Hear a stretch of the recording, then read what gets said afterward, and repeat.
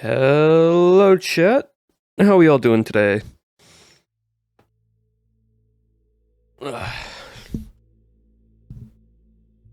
hello, hello. Hope you all are well. I'm loading into the game right now.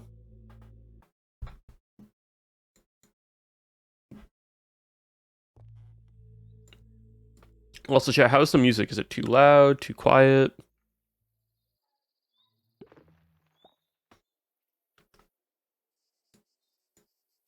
Game should switch over. Jasmine, thank you for the 5 community gifted subs. You don't have to do that, but I appreciate that. Thank you for that. Sounds good. All right, perfect.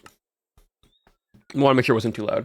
Because I've been listening to the, music from Rocket League again. Like, it's just been in my head. So, I decided to throw that into Epidemic Sounds, the genre that is. And so we're just playing through variations of that right now. And I don't want to, and it can get pretty, upbeat and loud. And so I want to make sure it's not, overpowering in sound quality. But we are back again, Jasmine. Thank you for the 5 gifted. I appreciate that. But things have changed. A little bit has changed. Also, if you notice the raid bar up there, I accidentally brought home a raid. I can't find the raid. Oh. Inkswell, also thank you for the resub now for a total of 5 months. And Devo No, thank you for the sub. Welcome to the community.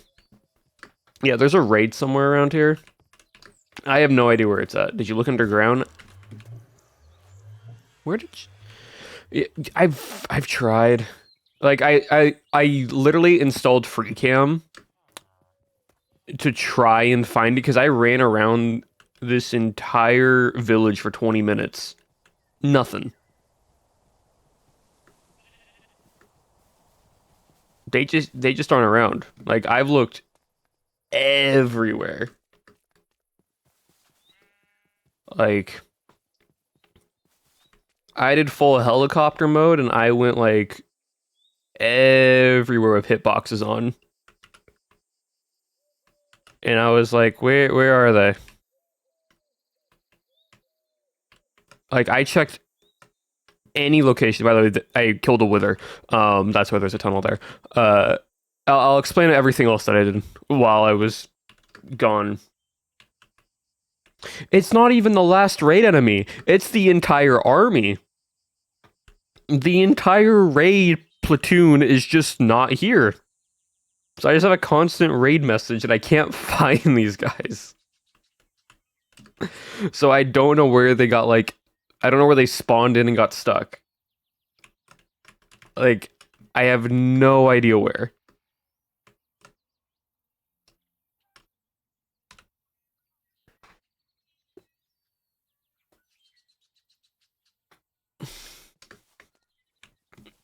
Maybe they're in there. I don't know. I'm unsure. But anyways, though, so I just have a raid message above my hotbar while I'm here. So a lot has happened. First off, the map. I kind of did some exploring. That's not loaded in, but all this should be loaded in here. There it is. And then all the way up here.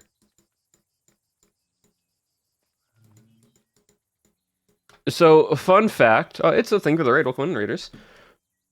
What is this off-camera progress? You'll see. So, unfortunately, these waystones don't let you take your mount with you like the other ones.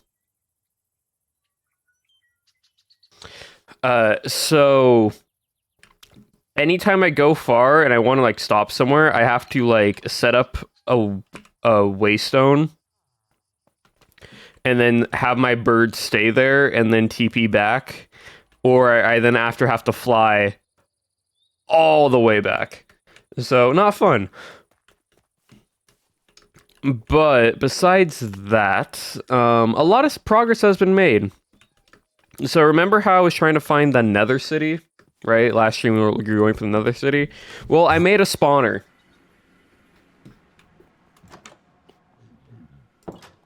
Uh, why are you mad? You shouldn't. I don't know why you're still mad. Um, so I broke the ones up top, and I took the two there, and now you just go here, and you just chill, and you wait. All good, Monochrome. Feel better. But yeah, these will just consistently just spawn. They're mad, so I kind of need to pull aggro over to me. Love this ability.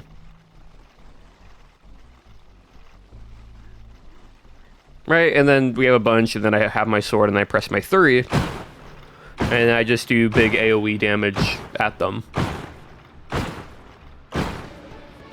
And there we go, level 50. So I've also now reached the max level cap that I can until I beat another boss, or until I beat the campaign.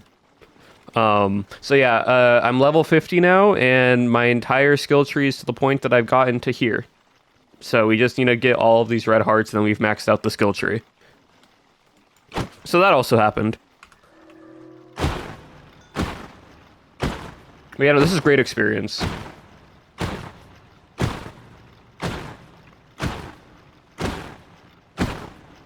It's been a week.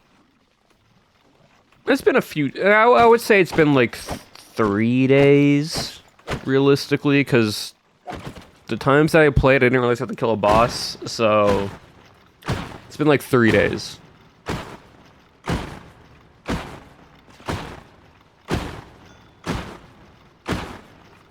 Yeah, we do this. We kill them. See, there's these 4 spawners. Is more than enough because it's to the point to where I don't kill him. I kill him enough, but I don't kill him fast enough to where I have to wait fully in between.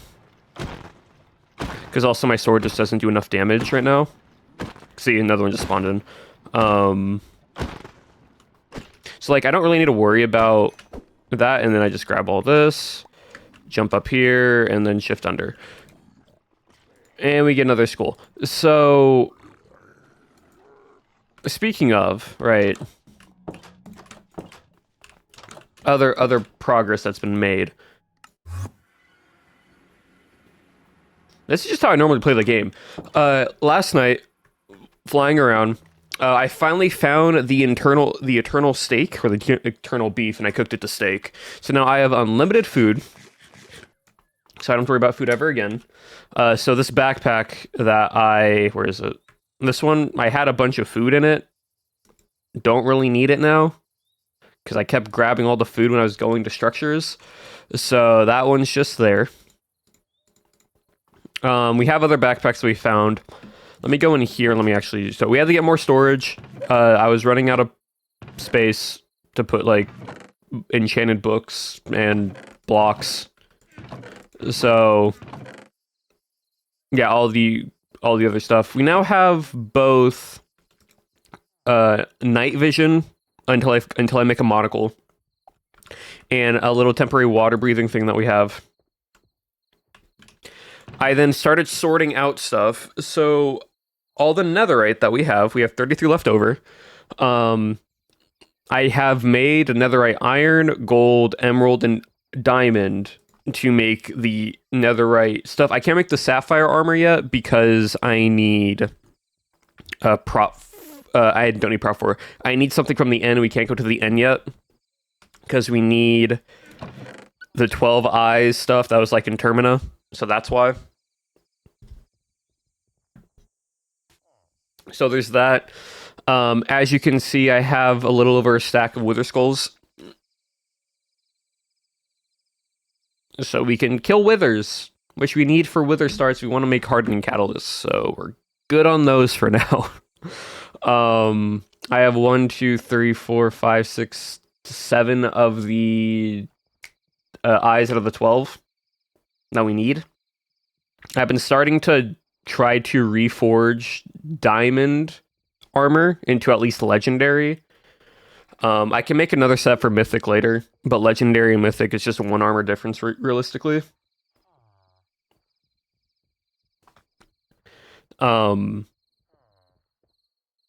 So like legendary is more than enough for me. I'm not meaning max out, max out, max. I could definitely try to go for maxed out items. I wouldn't be able to actually do the armor until we beat the Ender Dragon. That's why I haven't actually made armor, and I've just been reusing armor that I grab and just throwing on here. We have more Totems of Undying. There's the Captain Cornelia Aquamarine boss that we can go fight, because I was flying back and I killed the guy that drops it. We have a lot of repeating horns that I need to like go through.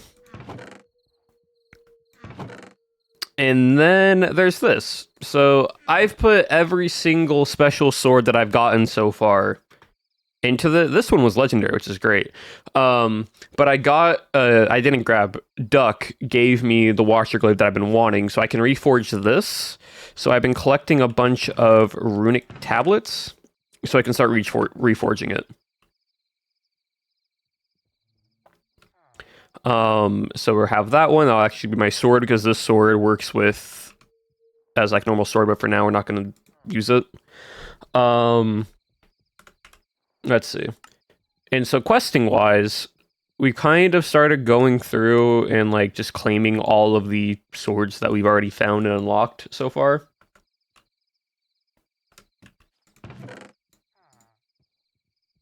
It is multiplayer. I am on a multiplayer server. It's me and Gold's AFK right now. But kind of just going through it. I'm basically at a... Why do I have constant slowness? What's giving me slowness? Is it the priest boots? I don't know. I'm still fast enough with it. What is it? Oh yeah, so... Void Invasion... Also, over the weekend, me and Duck had to fight this stupid boss. This gauntlet boss, horrible, annoying.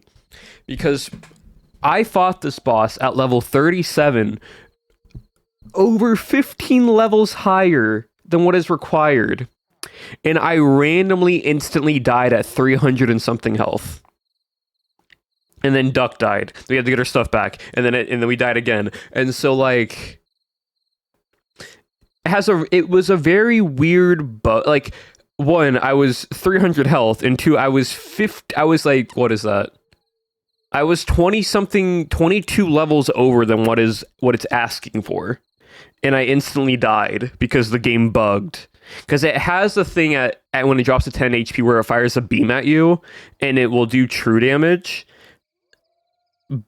But it didn't fire the beam, and it just hit me. It literally punched me, and I died. So that happened. We finally killed it, though. Duck just went to go get a higher level, and then Duck is just going full damage glass cannon. So I pulled aggro, and then Duck fired a AoE constant damaging on it, and then it died. So now we got the dragon fight, which we can't do yet, because I could be so real. I could technically go fight the dragon right now. I could make the pearls. I can make one pearl right now, because I got a witch eye. I need that and this and this. No, how to make the witch eye? Hold on.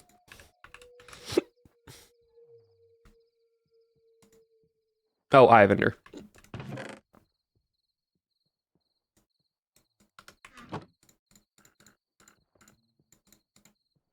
There you go. That's another one. That is the trick or treat eye. So that puts us to 8 now.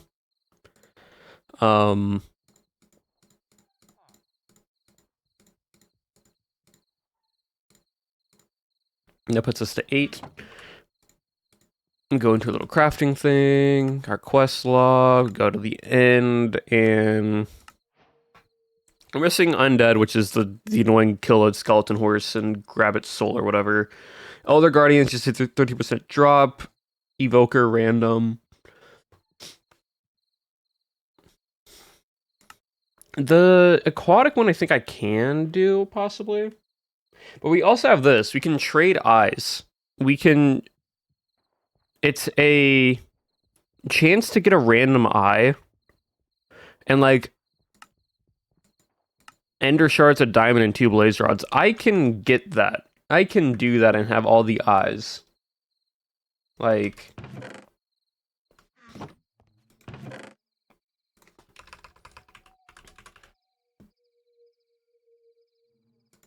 yeah, so just taking the old eyes and putting them in a crafting table.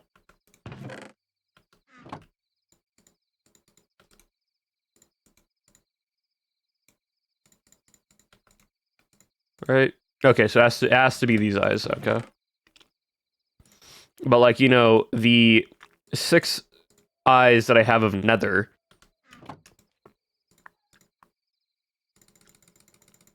and that gives me 2 eyes right there. And then give me a few blaze rods. How many eyes was it? Yeah, 3. So 1, 2, 1, 2. And then you get 2 diamonds. And then we go in here, go to here.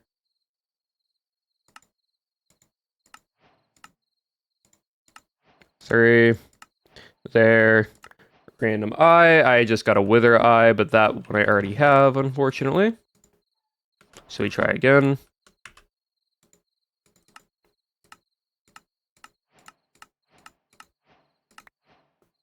And I got a corrupt eye, which I already also have.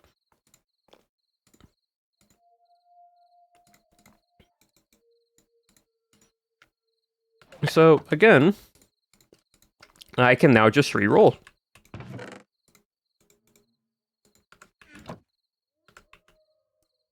Let me just do this one more time, chat. There we go, magical eye. Don't have that one yet. And now that now puts us to 1, 2, 3, 8, and 9. And then we can do it one more time.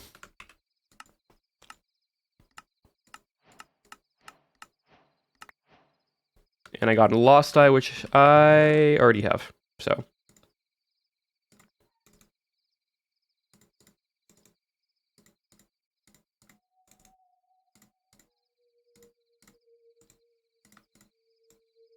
Like, this is what I'm saying. It's not too difficult. It's just tedious, and at this point, I'm just going to run through it real quickly, because I keep getting these eyes randomly. There you go, cryptid eye. That's 10.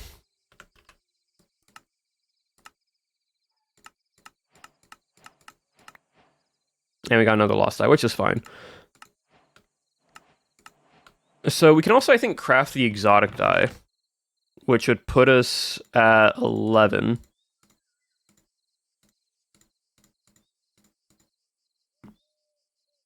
So many diamonds. Yeah, I've been trying to get as many diamonds as possible because I need diamonds to reforge diamond armor. And I need a lot of that. So that's what we're kind of doing right now. Yeah, though. Anyway, shut. How have y'all been? What have y'all been up to? Besides just hanging out over the weekend. Because today, though, for us, while we talk about it, I'm still trying to find one trinket. I need a different hand. I need the vampiric glove. Drawing again, mining for netherite. You know what? Fair. Watching the different streams, perfectly good. I need the vampiric glove so I can get siphoning like health. My brother, fair. Had a chemistry test. Well, I hope that went well. We're gonna try to get that trinket. Yes, it's random. It's entirely just by a chest. It's just odds. But also, chat, since we did fight the gauntlet, someone mentioned a nature compass or the explorer compass. Well, I made it. So now we can go to any structure that we want if it is loaded in nearby. So we can actually go and find anything that's in the overworld. So, but yeah. Also, I actually need to make something real quick. I was waiting to do this on stream, but I found a thing called a bramble thorn sword. This one right, not here, this one. And it gave me a void thorn. And I think I put that in this one. Yeah, so it gave me this, and I need that. The reason why I need these two things is because what this can make, it can make something called an Earth Dive Spear, which grants you a short range teleportation through blocks. Cool. But it also can make a charged Ender Pearl, reusable and gives brief resistance after teleport. So if I have that, plus the thing that I killed from the Lich, and I put these together, I now get a charged Ender Pearl. So this should just be that I can throw infinite Ender Pearls now as well. So we now have infinite Ender Pearl use.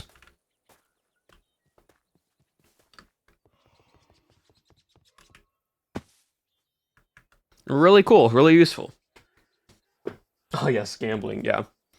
Last 5 Silk Song, so that's nice. Well done. So here's another thing, chat. You see how I don't have my umbrella? My umbrella's right here, and I'm not holding on to it.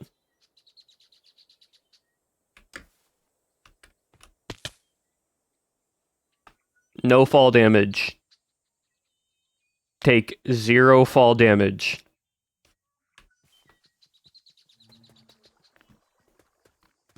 And you might be wondering, how's that possible? Well, apparently, there is a mod in this mod pack called the estrogen mod. And you heard me right, I said that correctly, the estrogen mod.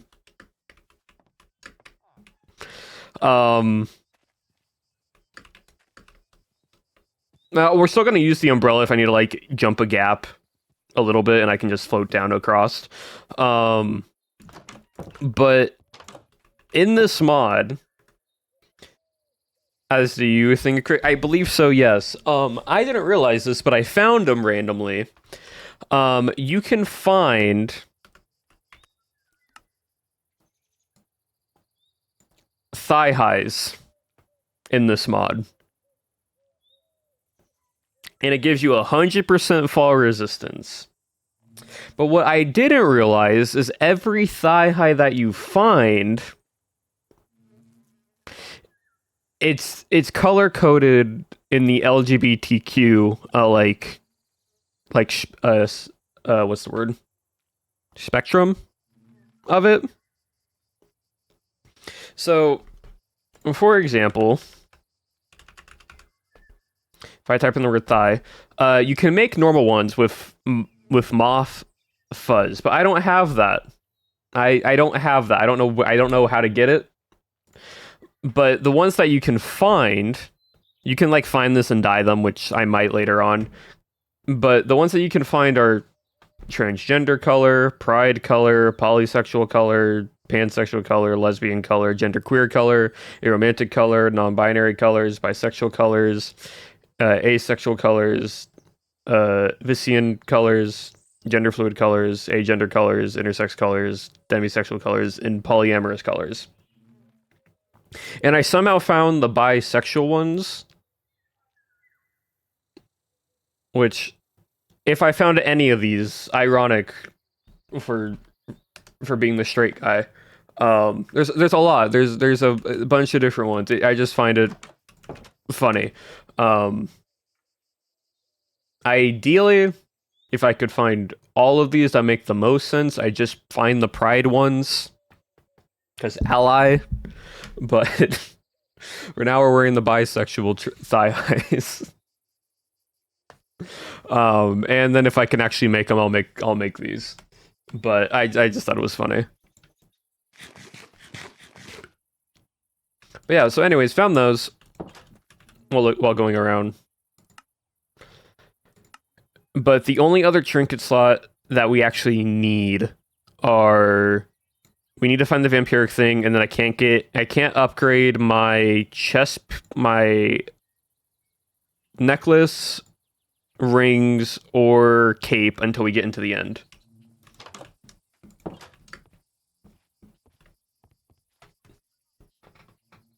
Do they actually show on the skin? Yes. So I have them turned off for now just because it's very funny. But all the little like show accessory things, if I turn them all on,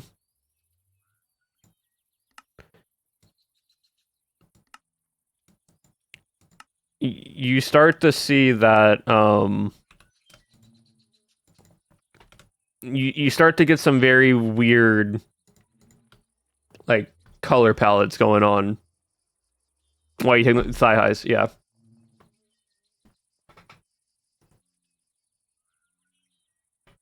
It's a very interesting color scheme and choice combination.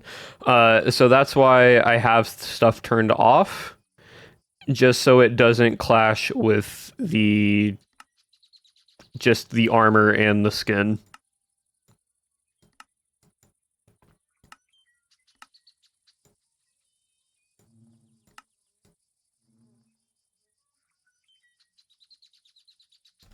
All right, cool. This is peak fashion. I don't know what you're talking about. It's fashion. It's definitely fashion. It would. This would be considered high class fashion.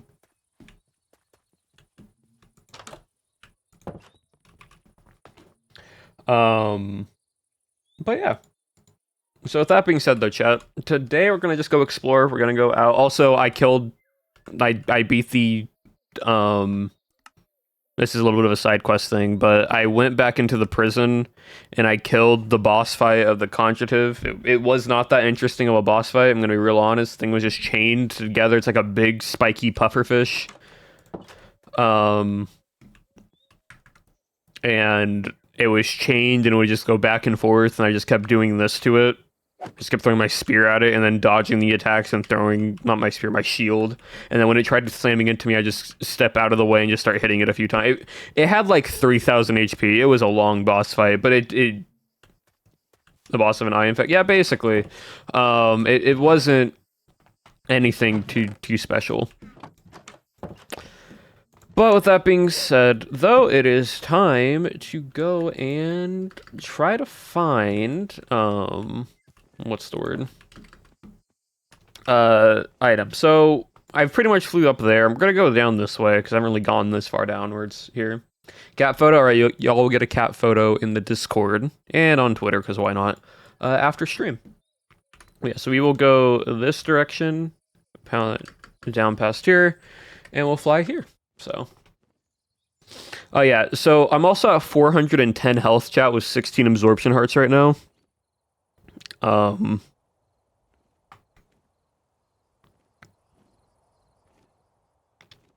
So we're good right now. We're just all good.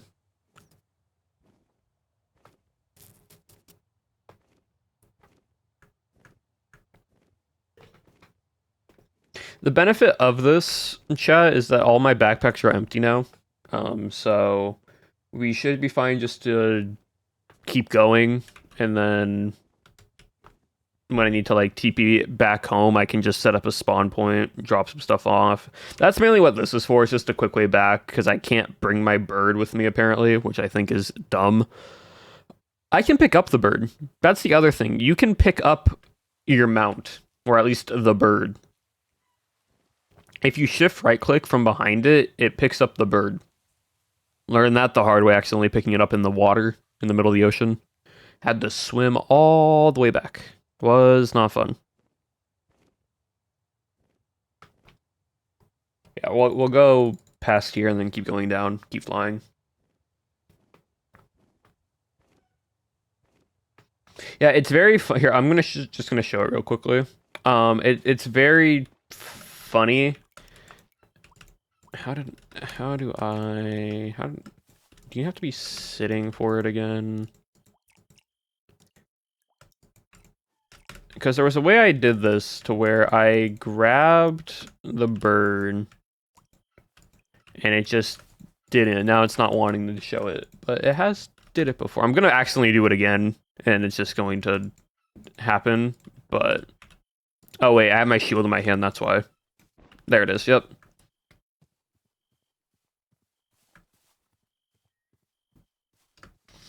Nope. It just looks like this. It looks like I just have a bird as a gun.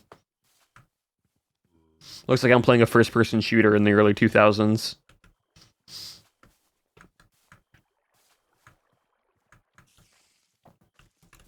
And then you just right-click to replace it.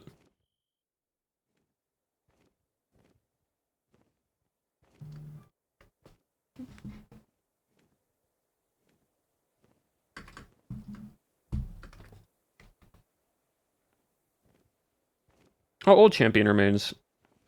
Is the old champion the next boss, or is it just a random boss? Because I might decide to fight this guy. Hold on. Should have brought a bed.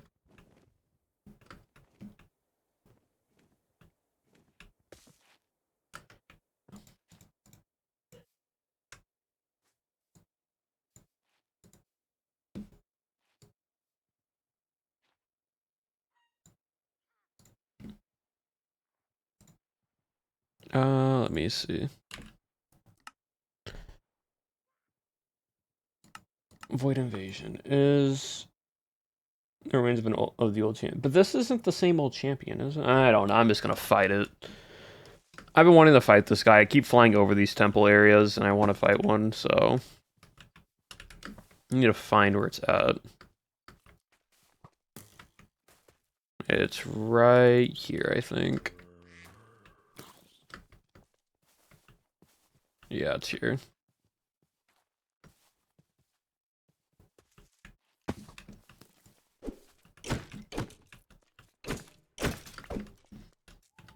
Alright, let me set up a, okay, my armor's also a little, that's fine. If I die, I die. I can always just grab my stuff again. Okay.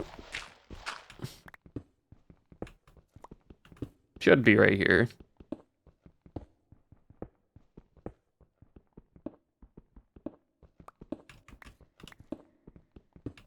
It's this little circle thing on the map shot that you see.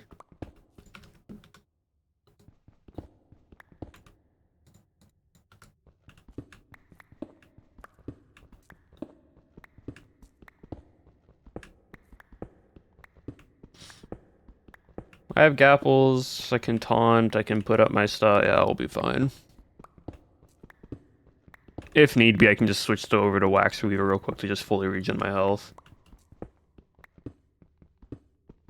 I am level 50. The boss is level 35. Still probably gonna hurt. I mean, it also might be a different boss, because there's the old champion, and then there's also this old champion. There's like 2 different champions.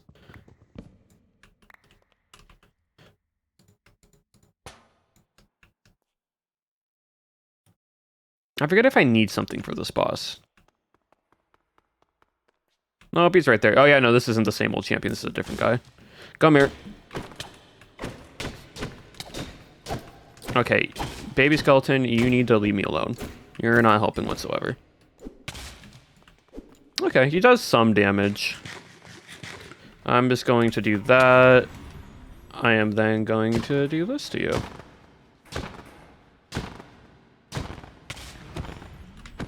Throw. Was that bleed?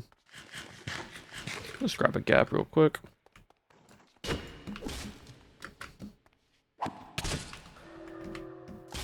Oh, that one actually hurt a little bit. Oh, he's throwing magic at me, that's why.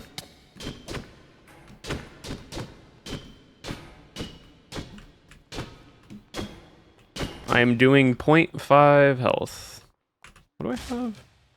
In combat regeneration 2. Come here.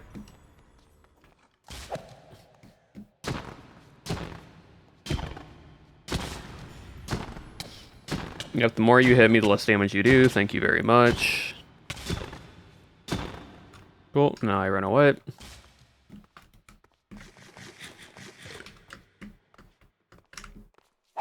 Throw that.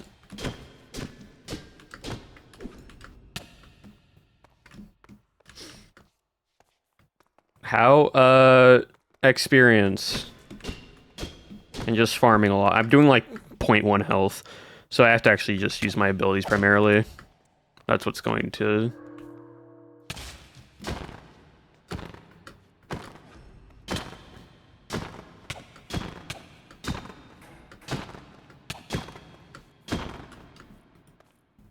That's what's mainly just going to have it. Dude, this internal stake is so nice. This taunts him. You're behind the pillar. Oh, you're behind that pillar. Ooh, okay. So that little like stab that he does is kind of what does a lot of damage. Good to know. Oh, shoot. Okay, yeah. So it's a bleed effect. It's like a bleed damage thing that he does when I take damage from him. Good to know. Need to heal.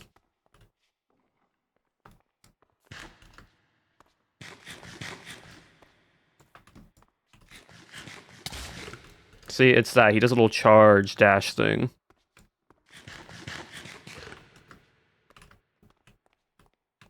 Also doesn't help the server's kind of lagging a little bit. You? Yeah. Just give me some vials, just help increase my HP regain faster. Nope. Dang it. I didn't want to get hit by slowness. I mean, if I really wanted to, I could just do that over and over again. But where's the fun in that?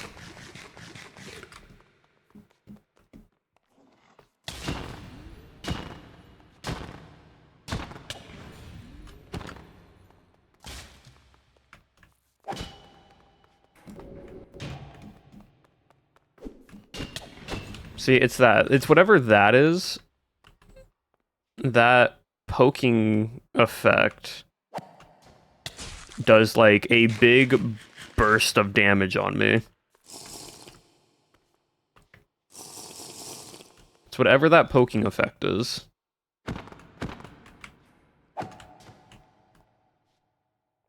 So I don't really know what broke.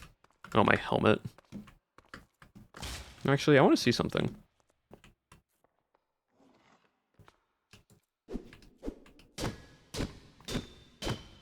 Oh, yeah, okay.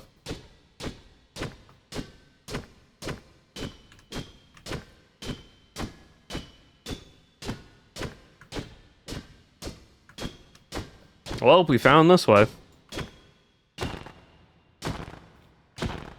Oh, if you're out of the arena, you do no damage. Interesting. Oh, that's cool. Oh. Wait, hold on. I have an idea. So if you're out of the arena, you do no damage. If you're in the arena, you do damage. But here's the question, though.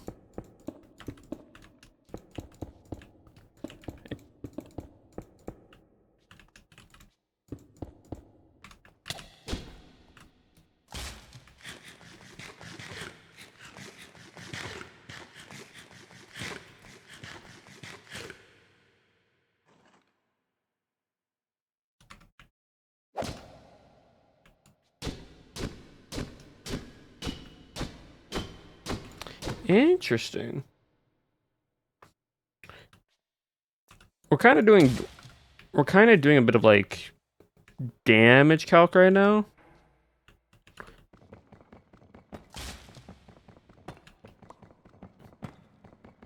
Determining what works and what doesn't work against this boss. Well, right now I'm not doing any damage. Right now I've just basically made a safe like area. Because right now I'm doing 0 attack to him.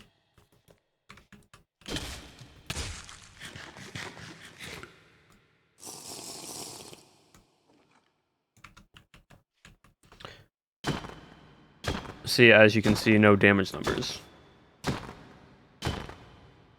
It's all 0 right now. But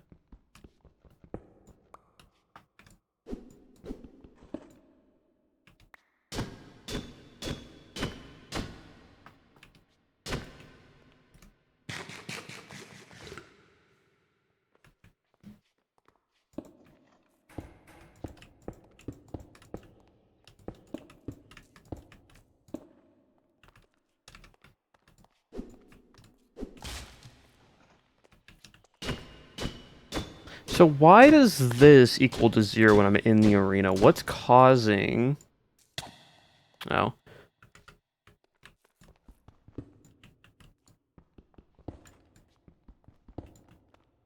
You can't get through there.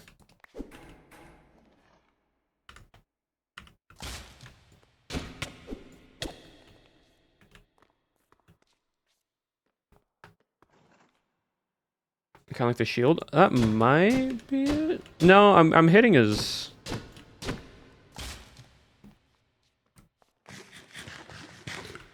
So, hold on, let me... That's all 0. Oh, I have a weakness on right now. Hold on. I have weakness 5. Okay, now...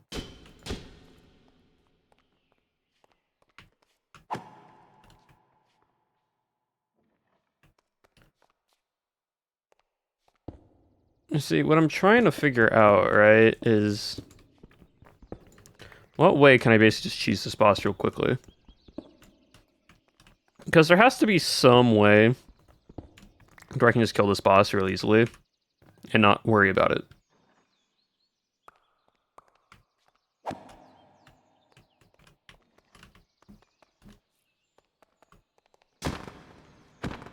See, it's 0 again.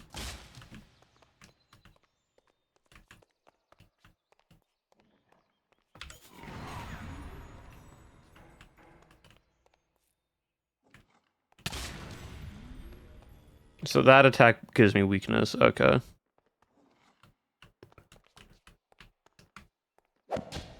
It's always 0. Well, no, it's just one big hitbox.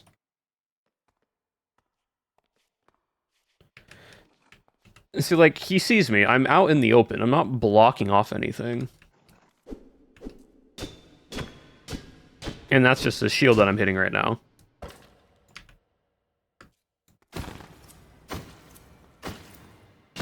Okay, I just had to switch swords, apparently.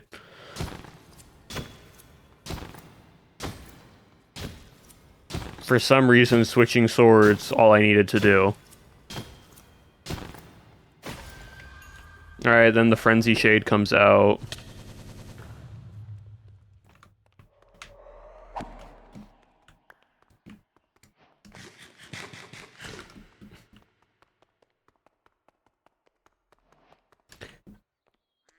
Which is just a random...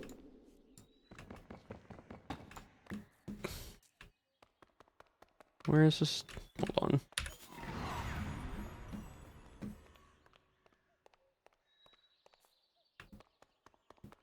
Bro, where did this other guy go? Hold on.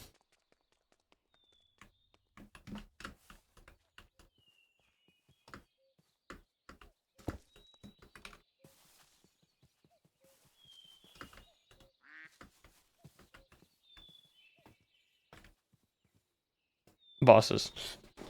Well, oh, there it is. And you went back down. Okay, you are just really annoying. Can you actually, like, come down here? Thank you.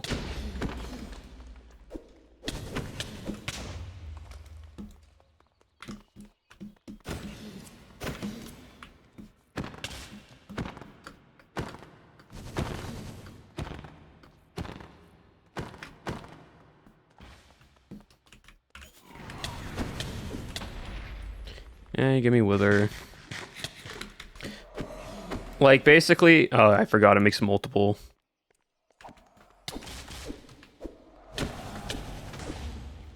Yep. I just have to kill the main one and all the other ones should die. this is why I like this ability, because AoE.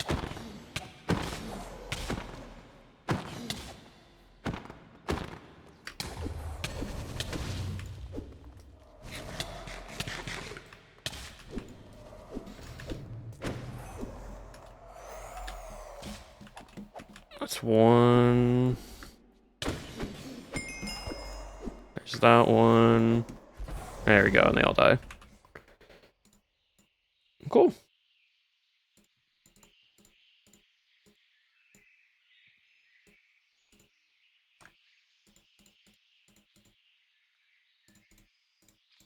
Yeah.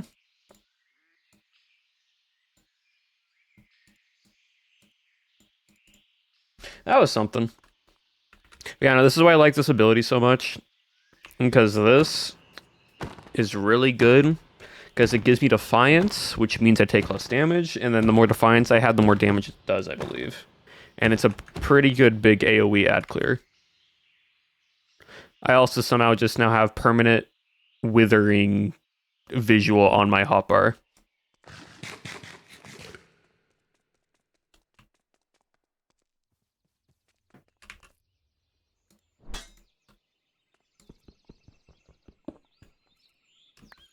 Don't know why. Don't know how. I just now do.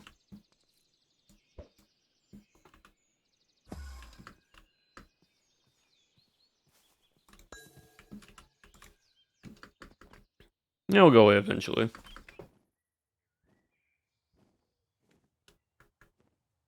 My armor is pretty much almost broken, but that's fine. We can grab more. That was the first time I fought that boss. So, yeah, I guess my sword wasn't doing anything, so I just switched to the Wax Weaver, and that's what did it. Don't know how that works. Don't know why the code's like that, but you know what? Sure. Does the bird have a name? Nope.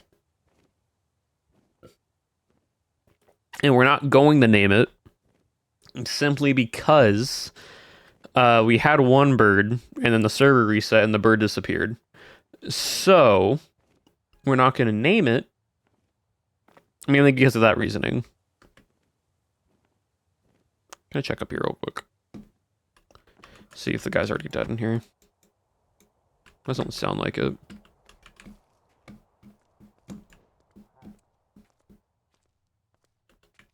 Nope, he's not.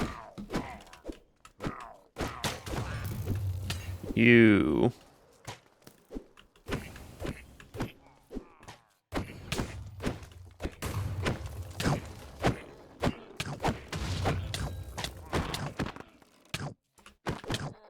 What are you?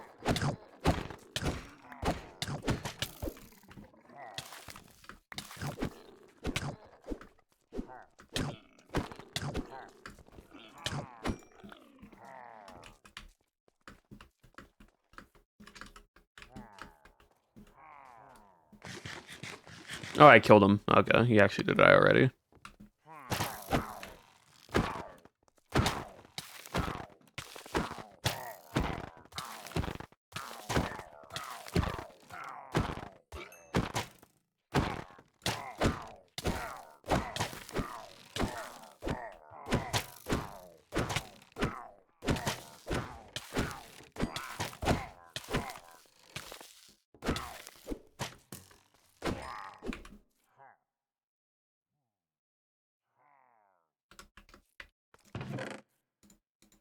XP.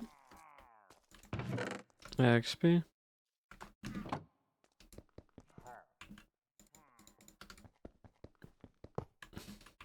That's a free diamond block.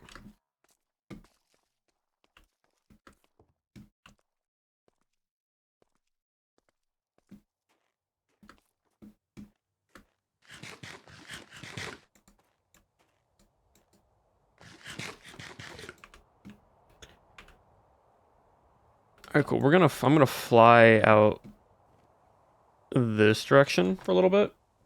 I am also gonna then set up a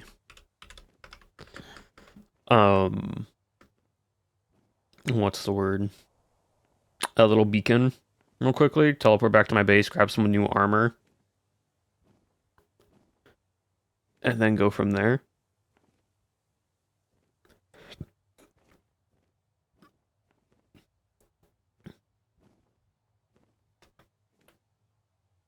But yeah. Also, chat, I've been working on 2 really fun projects. I can't say what they are. One of them is the thing for the channel. The other one is something that is supposedly supposed to be releasing mid this year, but I can't say what it is. I'm not allowed to, but it's really cool.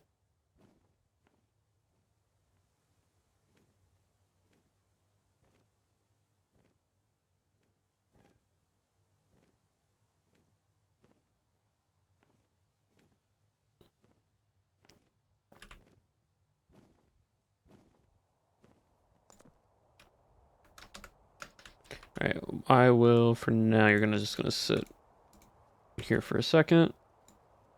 I'm gonna TP over to my base.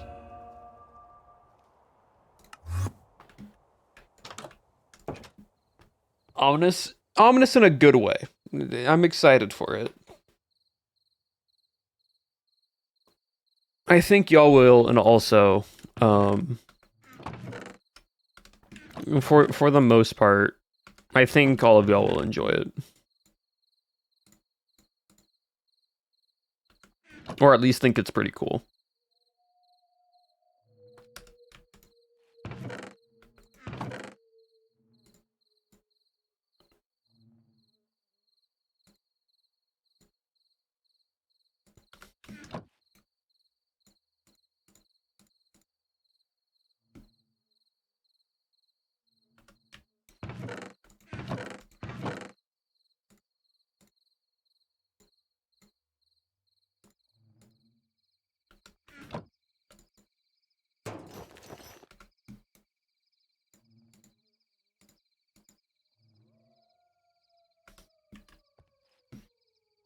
Well, so I'm gonna relog real quick just to see if I can get the random wither effect off my hotbar. Will forever be, yeah, most likely Fey Knight abolish, and just any Bannerfall actual abolish on the server is a very, very low chance of happening.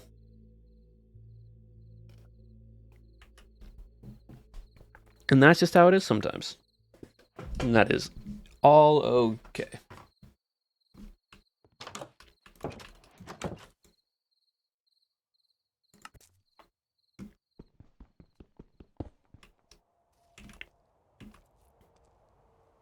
Yeah, there we go.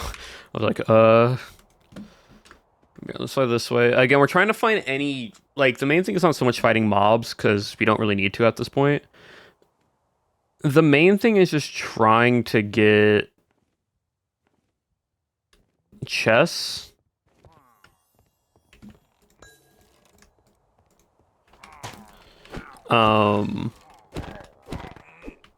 Looter chests, precise, mainly.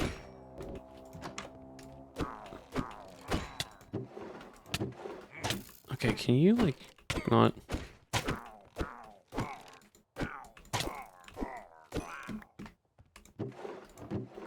Yeah, main thing is looter chests. So we can get runic tablets. Hammer, gravity. Okay, sure, why not?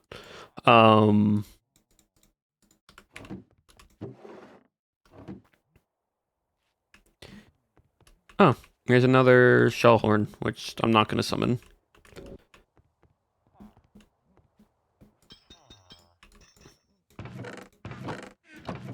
Don't need... Like, I'm not even trying to get anything besides really diamonds at this point.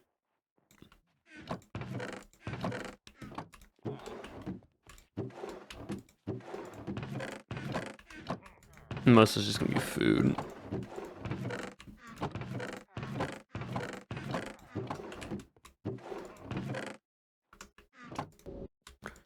But we're just trying to find vampiric gloves.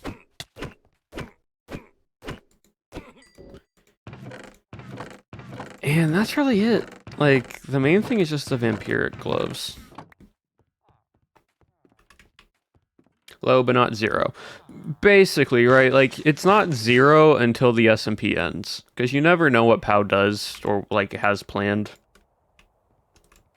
But, like, if anything, it's 0.001% that like I would be in the S&P.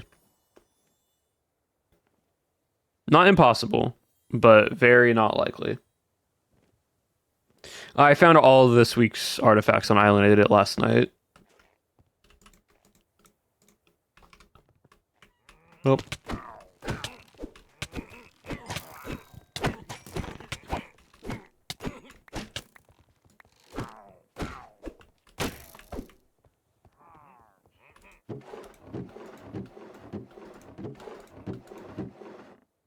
There you go. We got polysexual themed thigh high socks. So like I said, you can just find them randomly.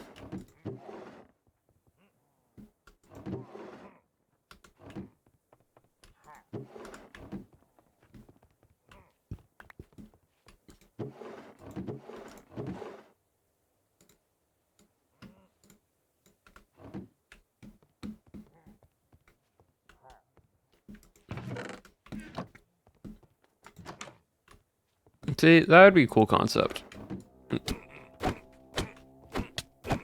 But we don't know how the story of Bannerfall is going to be. I'm gonna put them on. I already have bisexual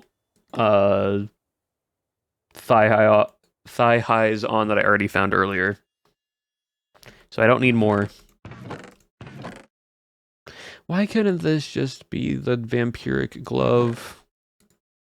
It's all I like. Okay, too many pickaxe eater gloves I have found. I have not found one single vampiric glove yet.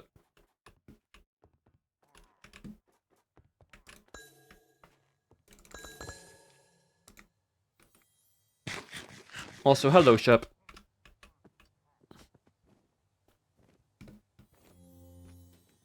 Like, that's all I'm trying to find, really. I just need the glove. Chat, be on the lookout, because I might... If you... This is what it looks like. It looks like just like a brown glove, almost like a root. That's what it looks like. This right here. Keep an eye out for it.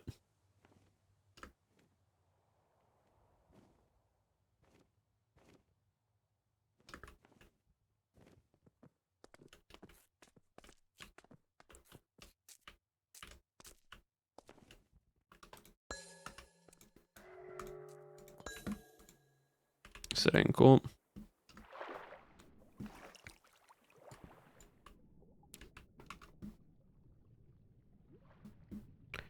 Where is the Guardian in here?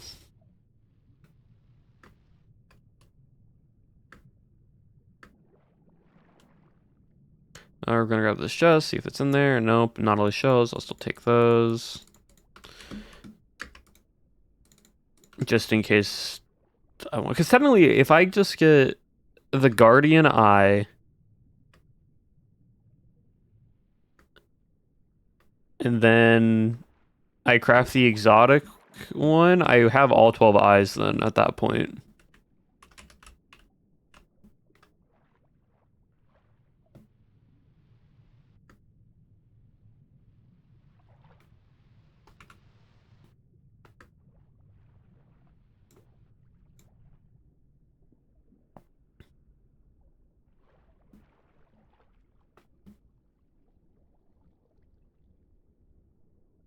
It's a 33% chance, but still not impossible.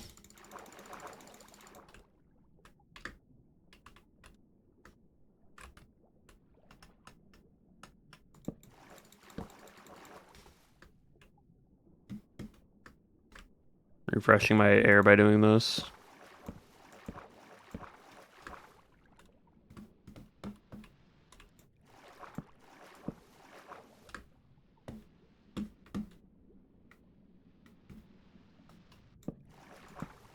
There you go.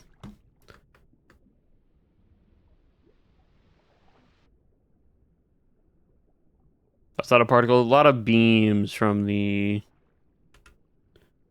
Guardians. Oh, you're over here. There you are. Come here.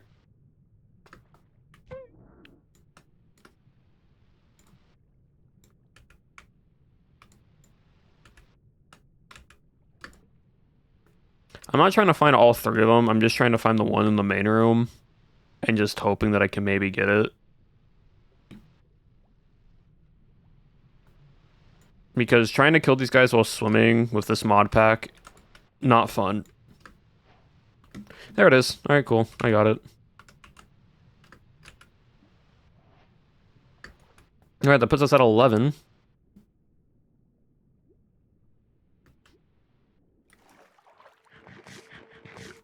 I have a snorkel mask, but it gives me 15 seconds of what's the word? It gives me 15 seconds of oxygen. So it's not the full like water breathing. It's just 15 seconds. And then my oxygen starts to deplete. But it's better than nothing. Very, very little time, yeah. But realistically, it doesn't matter because regeneration 2 of how much health I have, it doesn't affect me that much. So we're just vibing. 410 health plus 15 absorption hearts. Regeneration 2 kind of counters it.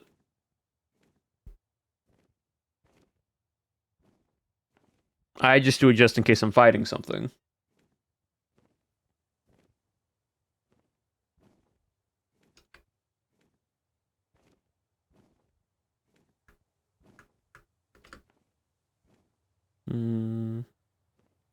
Wait, I forgot to claim my quest stuff. Hold on. Quest. End of time. There's that one. We can make this one. The exotic eye. Okay, we need conduits, glowing stacks, and then the different corals, which I can go and grab those. Like, that's not hard. The conduits I can also make. So we technically have all 12 eyes now. And then soul armory. I killed the night guy, so there's that one. That's it, right? Nothing else? Yeah. Alright, cool. Awesome.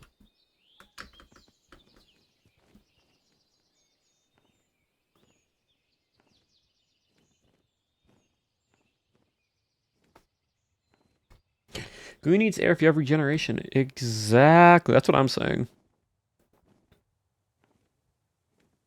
Because if you think hard enough, regeneration is basically just a little bit of oxygen if it's keeping you alive for that long. Nope. Name tag I'll take.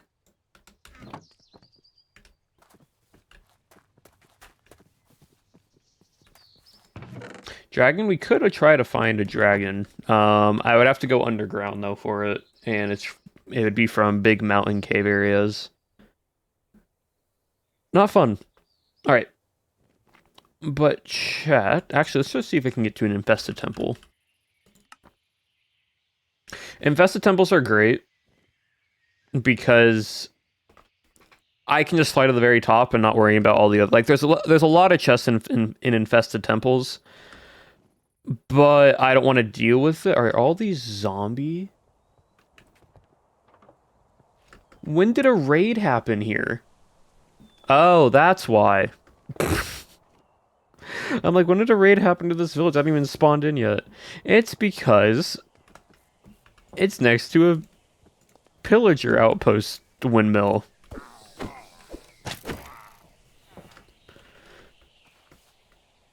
And so...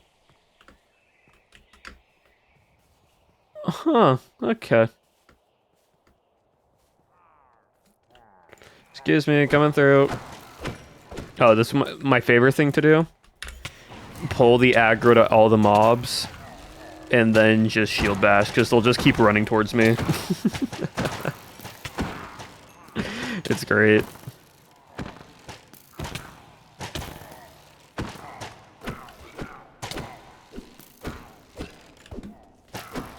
Bone armor taunts everything, and so every NPC, like, mob, aggroes onto me, and they just charge at me. And when I use that ability, it makes it way easier to hit stuff. Runic tablet, sweet.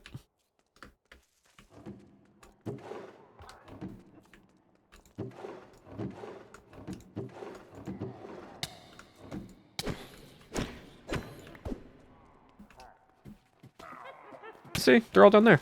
Hello.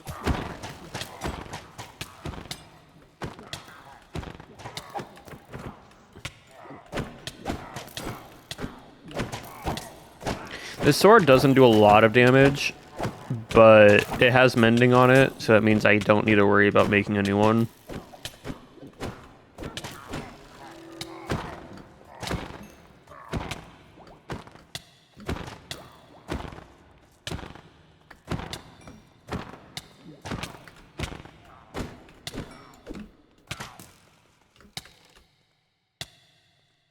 Cool.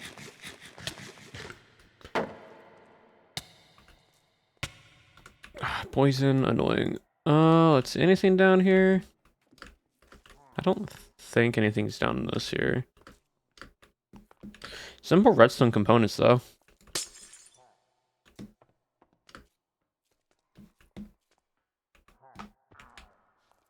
Yeah, no, everything's up top. Yep, up here. Excuse me, I'm trying to get up here. Excuse me, I'm trying to, excuse me, excuse me,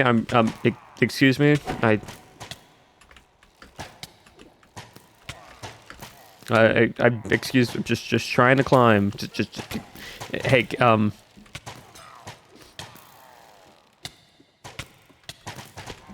hey, so, can y'all, like, not for a little bit? Oh, server lag.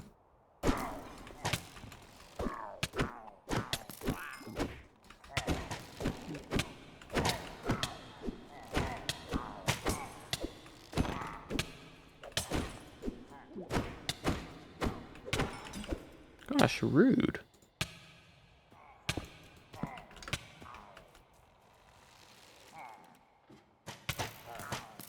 Okay, you know.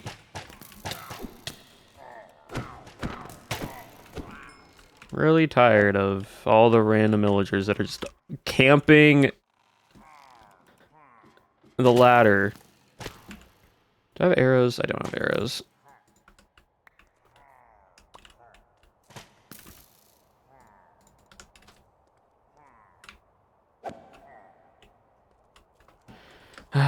Gonna have to go up another way.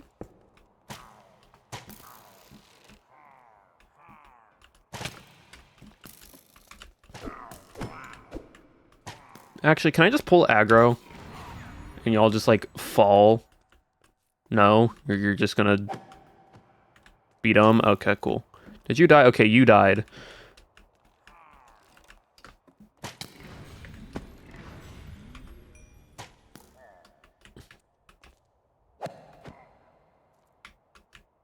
One more should kill you.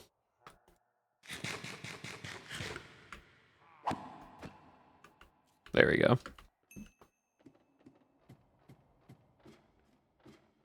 Now I should just be able to climb this.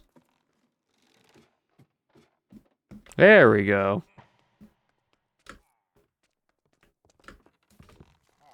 I have a spear? No, I have a shield. Eternal steak? Yeah, I have unlimited food. I found it in a chest. Oh, beer. Well, why not? Don't drink in real life, but you know what? Sure, in a video game.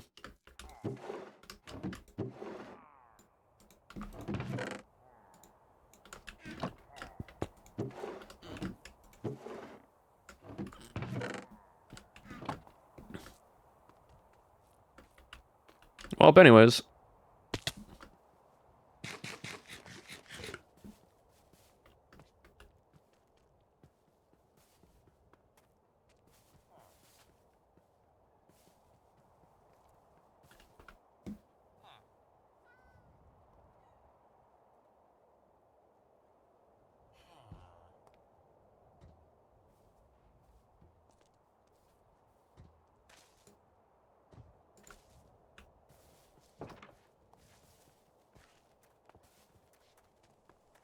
Where did the bird go?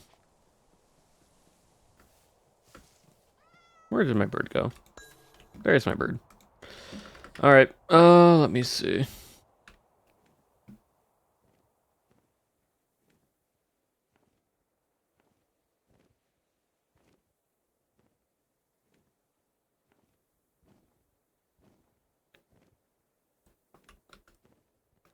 I just saw a blue cow on my screen.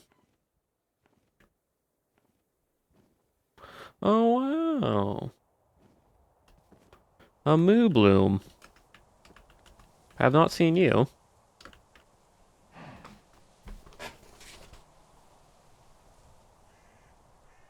Huh.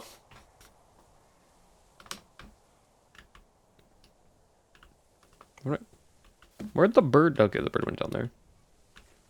Yeah, it's... Are you... Brother. Just witnessed my bird trying to, like, end itself. By jumping in a pile of powdered snow. See, this is also why I don't name the bird. Because it can just randomly die if it chooses to. No self-preservation whatsoever. It just decided, no, I'm just gonna jump in some powdered snow. It's fine. By the way, that's the second time it's done that.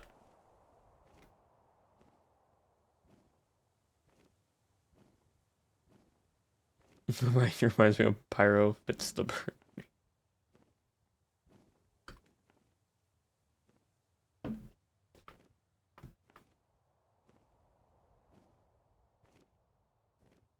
You can always go get the blue one. There are multiple birds. See, I always go look through this stuff, but there's never anything here that I need.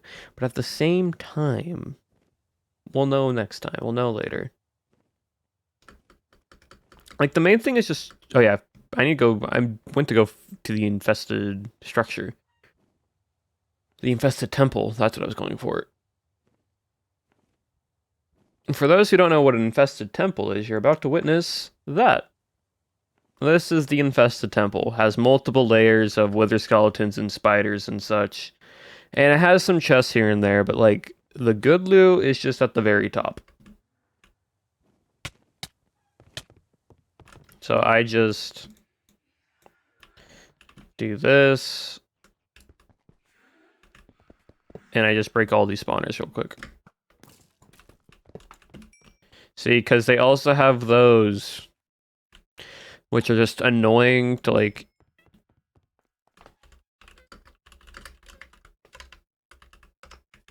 You will die to poison. That's good to know. Yeah, so basically it's invisible spiders that get launched into the air. And then it's just skeletons with bows.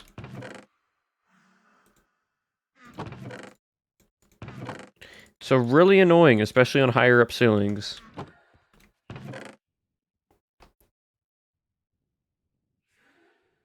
Oh, that's not bad. Ooh, flaming falchion. Nice.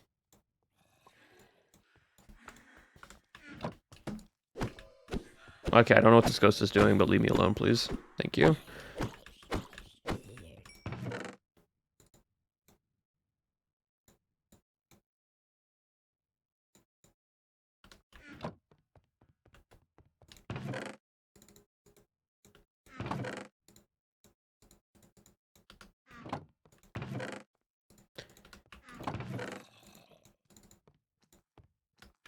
Where did you spawn from? These are cute, spiders are not. Leeching, that's good. You can sometimes get rings and other items and books and whatnot, so it's nice to get here. But also, I am getting quite unlucky with the loot drops right at the moment.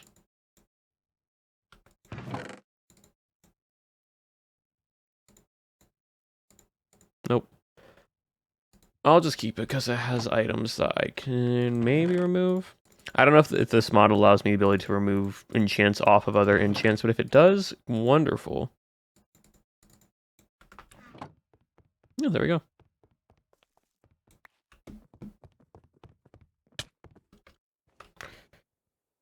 Alright, let me just do a quick infested temple 3. That's my third one that I've flown to. So, I'm also labeling them just in case anyone else wants to go to them. It's a very very modded version of Minecraft. So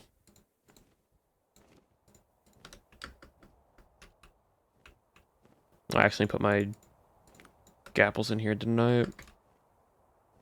Yep.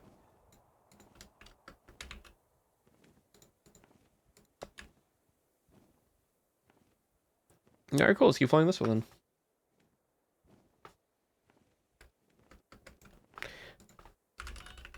I've been trying to also get bandit towers, but just like none have been able to be tracked down yet. So I don't know. It's farther than 12,000 blocks out. Because I've been waiting for the bandit towers to be found. Because those ones are really good for loot.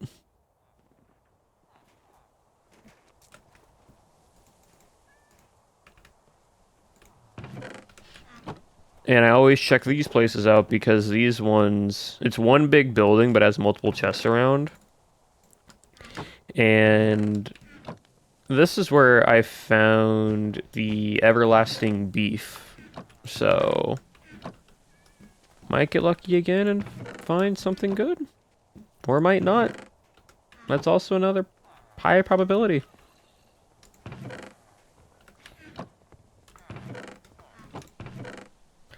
I don't need the ice skating smithing template. No, thank you.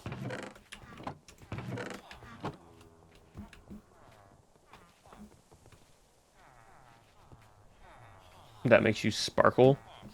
I have no idea. This is a massive mod pack. Like, if I go to the modernth of this,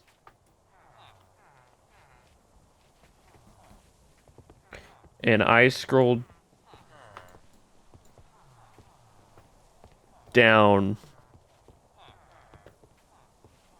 there is well over 100 different mods in here that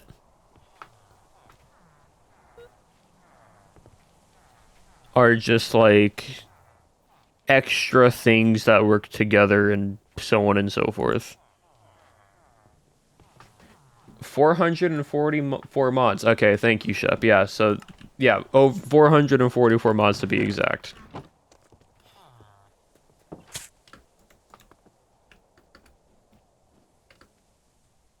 I don't know exactly which one is which, unfortunately.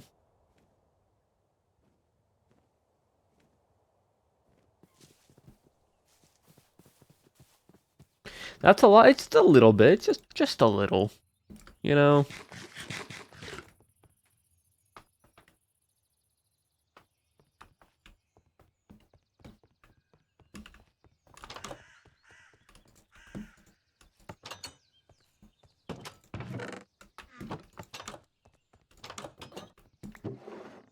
Can I please find the vampire gloves? Please, game, please.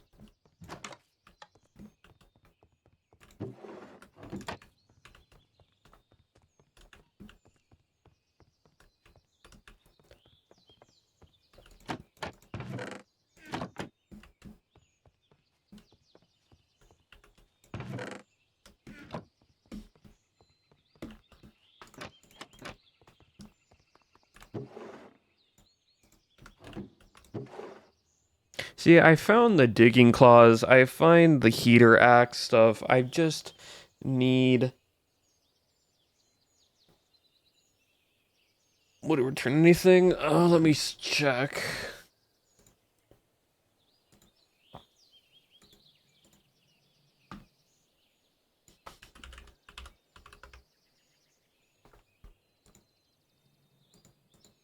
Nope.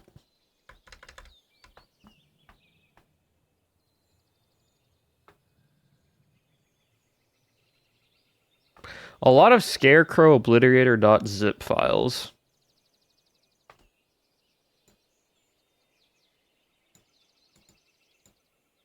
Okay, there we go. Now it fixed itself. Uh,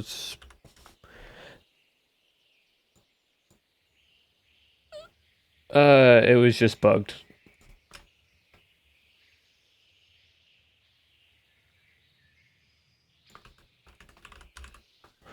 There's something called trans. When I type in sparkle, the only things that I get are spark and transparent. That's about it.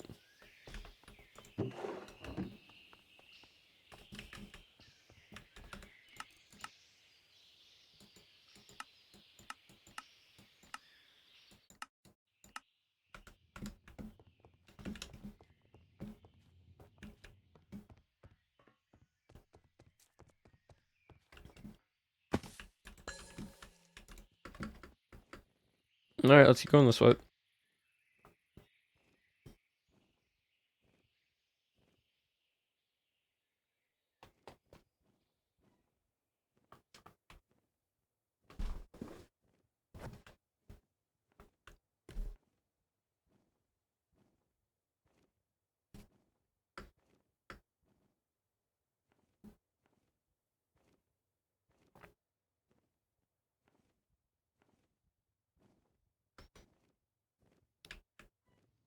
The other thing I've been trying to find are just armor villagers because they can sometimes have it, and so been trying to find any armor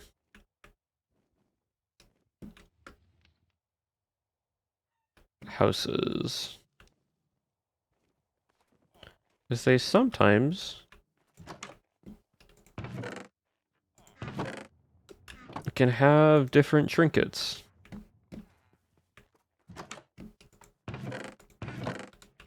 And sometimes they have absolutely nothing.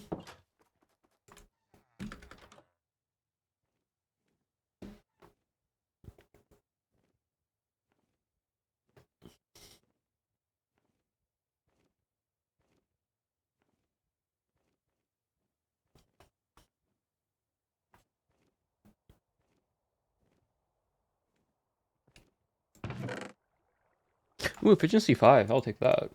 That's good.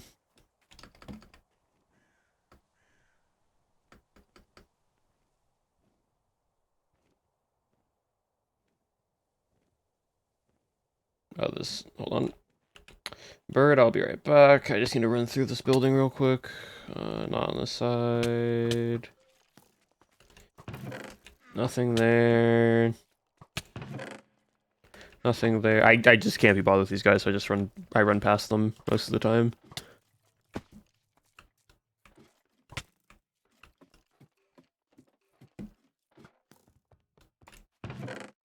Ender pearls are nice. Random map, it's nothing that important. Again, sometimes it can be a certain trinket. Why can't it just be the vampire glove trinket that I'm wanting? It's always the digging or the heater.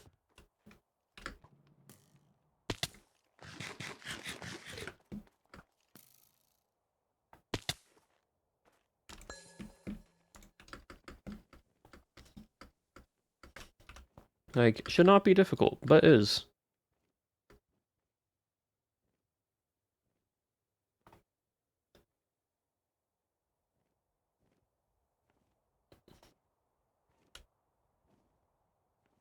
May I ask if you enjoy the Railroad Rush record as much as I did? Oh, the one that Feinberg and Yellow got, huge, because of how... So, here's the funny thing, right? I've been writing, like, in my own time, I've been trying to revise my Railroad Rush strat that I did on my Rising 3 team. You know, the one that everyone does of, like, having the 3 dynamite and so on and so forth. Right? Like, the 3 dynamite start strat was basically Rising 3's, like, that was my team strat that I made. And so I've been trying to figure out how to, like, put it all together. And after I watched Feinberg and Yellow work on it, like, do what they did, I remodified the strat, like everything. Like I revised it another time, and basically I revised it a second time and had the thing where the one scout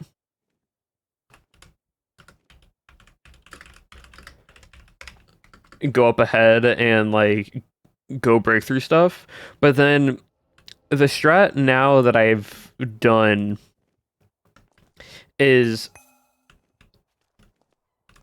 I modified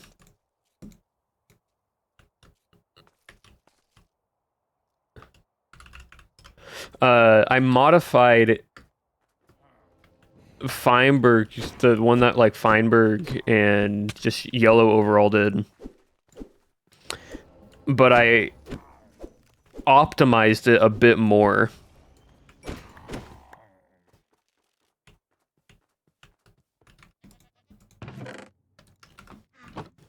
And trust me, chat, I spent probably, like, when I was writing out the Google Doc, I just, if you know the anime JJK, Jujutsu Kaisen, uh, in one of the seasons, especially now, whenever they talk about, like, the curse techniques and so on and so forth, well, and this part of the stream is going to get muted on Twitch, but I'm just going to play it real quickly. Just because it just so y'all can get an understanding of what I was doing. I had, because this is definitely gonna get copyright hits. This little part's gonna get muted. But so for VOD watchers, sorry. But I was playing Delirious from JJK, which is just the whenever curse technique or something was happening and the narrator was talking, this was the music that was playing, and I had this on just an hour repeat cycle, just over and over again, listening to this, just writing out this document. I just had this nonstop, just this over and over again. I had this. I was writing up the doc. I had every POV from Yellow pulled up on my other monitor as I was tabbing through, switching through perspectives. Replay list? Yes. I had everything. I had Fines, Ants, Michaels, Sausages, all their POVs. I played at 1.75 speed, watched through it all, watched what they did, watched could be modified to figure out what each person can be do optimally to actually like benefit and be helpful, right? So I had that. Doing it after the event too, you knew. Oh yeah, 100%, 100%. And so basically did that. But I now think I have an idea on how players can get to the end.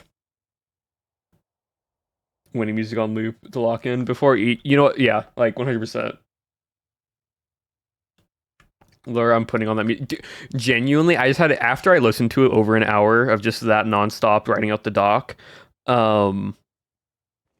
It feels so finished. I knew it was finishable, but the other thing was I was also trying to accumulate as many points as possible, and so in my strat, I was taking into account the side paths, which you can do.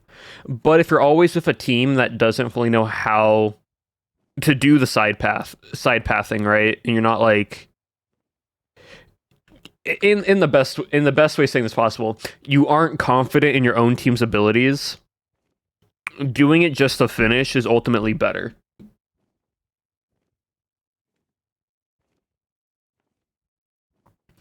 And so like my original document took into account the side pathing and everything. Always puts me in loop and lock in. There's so many good anime songs that just like let you just lock in. If it was right there, I'd been so happy. But yeah, no. So basically, the overall idea is I also took a little bit into account if you ever played Destiny 2 with the what's his name? Freaking boss. I forget what his name is. But there's a boss fight in Destiny 2 and a raid boss where the fight there is considered the front of the room and the back of the room. And so I broke down the callouts. Not again. But it was just I took that into example of having the team names be start of the room and end of the room or back of the room. Because the ideal strat, right? The ideal strat is you take your top frag and your second top frag. And you basically, the top frag is the conductor, right? They are the one, for example, Fine. He was the conductor for yellow. Pretty much laying down the entire front part of the track and meeting up with the back room team, right? And so you split up into two teams. So you have the conductor and the person assisting the conductor, who is most likely the person who is not fully confident or does not fully understand how Railroad Rush works. Their goal and their job is to assist in the conductor in clearing any front part areas of the path. Hold on. Any front part of the area path. And dropping all their gold besides 3 dynamite and enough rails to connect the starting track. Right? So, for example, Sausage, instead of giving Fine every single gold, it would have been Sausage gets 3 dynamite and then gets like 5 rails and then drops the rest of the gold to Feinberg. Reason why is because what Sausage does then is after clearing out the front of the room, and in case you need to help Fine clear out leaves or needs to go, because what the Sausage would also be doing is going around the room and grabbing any extra gold. He floats and it would grab all the extra gold around. But then after he does all that, you kind of just wait there and not do anything. And so ideally, instead of just trying to like be with your teammate who's placing on the track, you run back to the start with the extra rails that you have, so you can just connect the start of the track once the conductor makes the call out that he is about to connect with the back of the room team, because you don't want to wait for the call out of, hey, okay, we're connected now, connect the start of the rail, because you waste time, because if the minecart already blew up, that's 15 more seconds you have to wait. Basically, the conductor tells the person who's waiting at the start when they're about to connect, because once the front of the room person connects, by the time the conductor meets up with the back of the room, by that point the minecart's already be running over to them, so you're reducing the amount of time that is in between wait periods, right? And so that's the front of the room team. The back of the room team would be, look, we popped off. And no, look, we did pop off, and it was not as optimized as I could have made it now that I know how like certain things work. But now the back of the room team would be assigned, for example, Ant and Michael. So Ant Venom would be the main scout, and both scouts can determine, hey, what is the best pathing? But ultimately, whatever pathing they choose to connect up from the front of the room, the main scout will be the one placing the rails and the blocks, while the assistant scout would be breaking any extra leaves, placing any extra blocks that are needed. But the main scout is the one with the rails, because you don't need 2 people placing rails down. It makes everything confusing, and you're just overwhelming it. So you have one so basically it's 2 teams of 2 that are pretty much connecting back up at the middle, and you are placing it down. Also, I did math. Every door besides the starting door path, so the starting room is about 25 blocks long, that starting room, and you need just 7 rails to get through that first door. because even if you're missing a rail, it will still blow up the door enough to where you have like 50 seconds now at that point to go get gold and everything. So you do that. And then every room is 100 blocks in length. So ideally, in a perfect scenario, in going in a perfect straight line, you need 100 rails per room. That does not take into account turning or anything like that, but it's roughly 100 rails per room. So if the main conductor gets 64 and the person in the main scout gets 64 per room, you have 128 per room, so you'll have more than enough to get to the end. That's ideally in a scenario where you're not turning as much and you're not worrying about passing. How do you even figure this out? How many is it? Do you count the rails? No, I basically... Okay, I thought my bird blew up. No, so what I did is I looked at the starting door because it says how far the minecart goes, and the starting door was at in the middle of the starting door, right? Like, so if this is the starting door, in the middle was at the 25 block mark, and so then I kept count and I kept track of the block increase on the right side. And then once it got to the other path, it would then set 120 over 126. And then then you go to the next one, it was like 226. The next one was 326, and then it gets to 400. So it's basically a total of 400 rails, because if there's 3 checkpoints and then there's a finish line, you can do the simple math of that to determine that's how many rails ideally you need. And then from there, you, like I said, split up the amount you need. You connect up. The other thing that people forget is that a powered minecart, I had to do the math on this one because this wasn't even like thought about. A minecart stops working every 25 powered rails. So at every 20 rails you place down a powered rail. So every 20 rails that you place down after a powered rail, place down another powered rail. It gives you a 4 block buffer or a 4 rail buffer, so you're not like placing on every 25 and like worrying about if the game's gonna bug or not, right? So you do that. And what happens there, which is a little bit confusing, is if you're connecting the back of the path to the front of the path, right? You're going in the opposite direction where you're ideally wasting powered rails a little bit, because at one point it's gonna be too much or too little, because if, like, say this is the back of the path. Actually, hold on, let me get some blocks. Let's say this, right? So let's say where's a big... Okay, right here.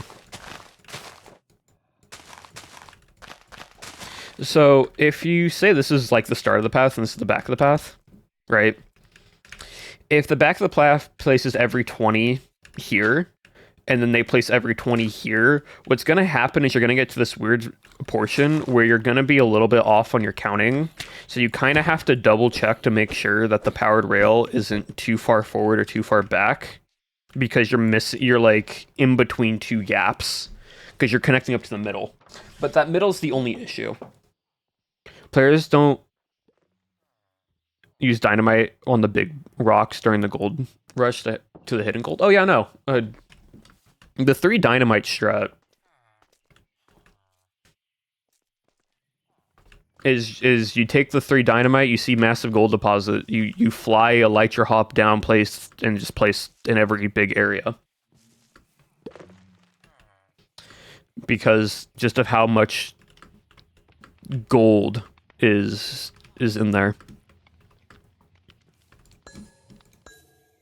And ideally, you'll always make a profit because it's 9 gold, and with 1 dynamite, you can get that back easily.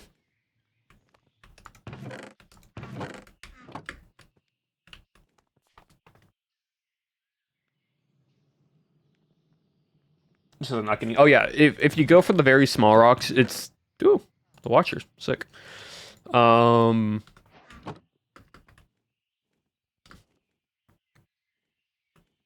Yeah, the thing with the smaller rocks is there's less likely to be rocks underneath or gold underneath the smaller rocks.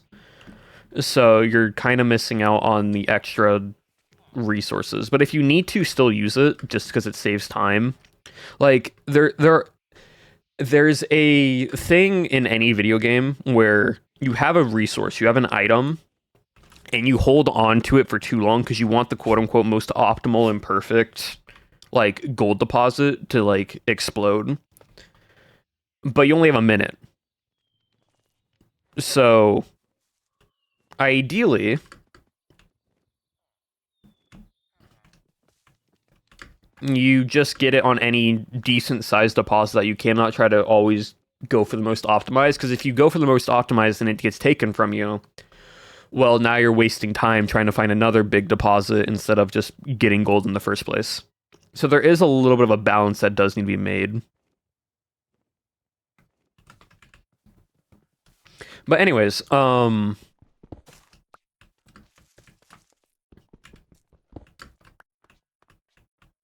was I gonna say?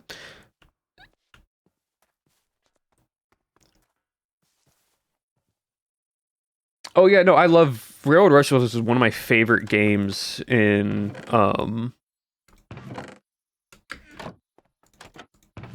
MCC.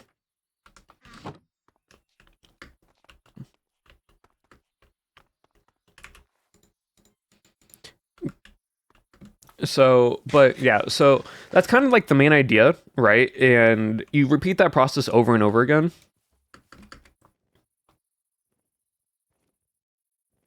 Yeah, the flyby TNT method of just elytra hopping while placing down a TNT was also just me in the moment. I didn't really think that was possible, but I just did it on like the last gold rush. So that's important. But Railroad Rush is so doable. And if I ever got the chance to play it again, man, I would love to like actually get to an ending. I know it would never actually happen, but if I ever got into an MCC and I somehow ended up on Feinberg's team and there was Railroad Rush, oh, the lock-in would go crazy.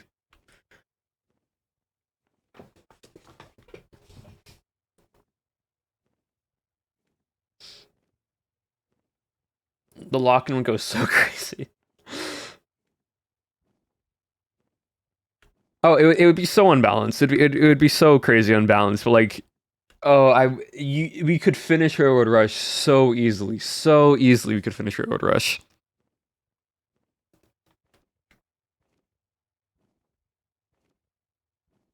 Yeah, am I flying the wrong? I am flying. Oh, I'm flying the wrong direction.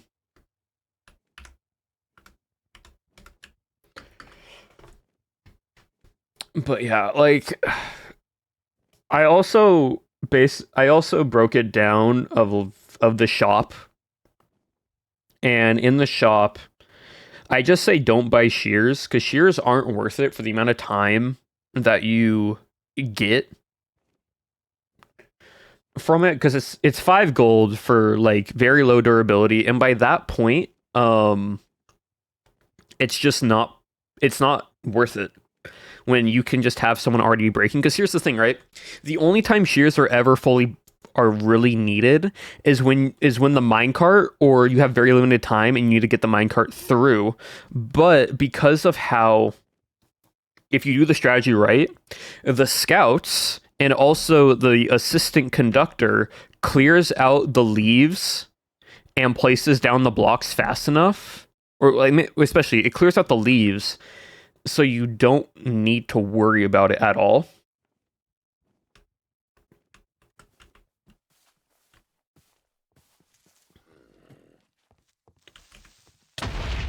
I was gonna say Lagundo, but he's now dead.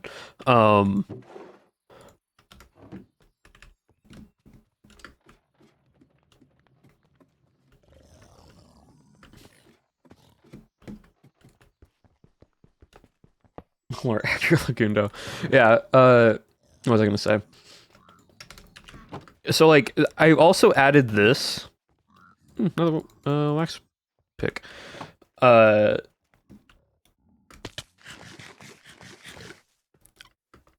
so there is a situational thing that I added to this document that I don't think people realize, and Yellow did it without realizing it. But at the very start of a run, right? If you break through that first starter room and you see that there is a big leaf wall, like there was at here, what one person should do, what one scout should do, primarily the scout that isn't um primarily like the main scout, but also the main scout can do it if the other scout is getting gold. But one person chooses not to go get gold and instead digs a straight pathway through the leaf wall ahead of time. Because what that allows to do is that Yellow did it, I think, unintentionally because they were trying to find gold. But if you have someone being able to mine through it already beforehand, they're only gonna have one dynamite for the gold rush. But what's gonna happen is that after that gold rush, they then already have a perfect straight path into the other side, not even worrying about wasting time on it after that run.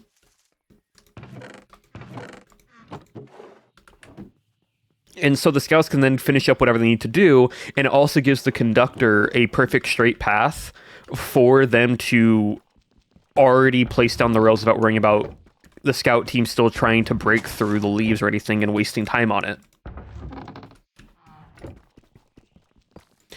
And that's very situational. Ooh, power 5. Thanks for working for. Because of the fact that that only really matters in the very start. Because after the start, usually the scouts will be ahead of time.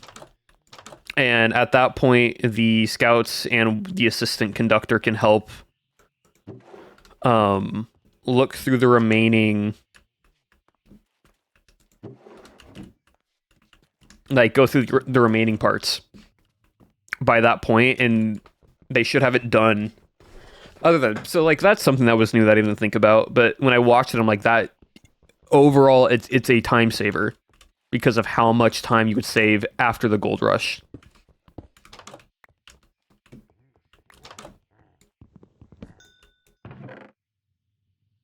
Dang it.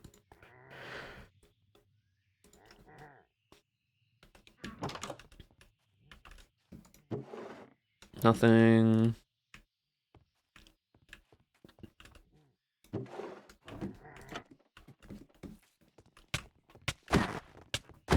But yeah, I've basically redid the entire document to only focus on getting to the other side and not worrying too much about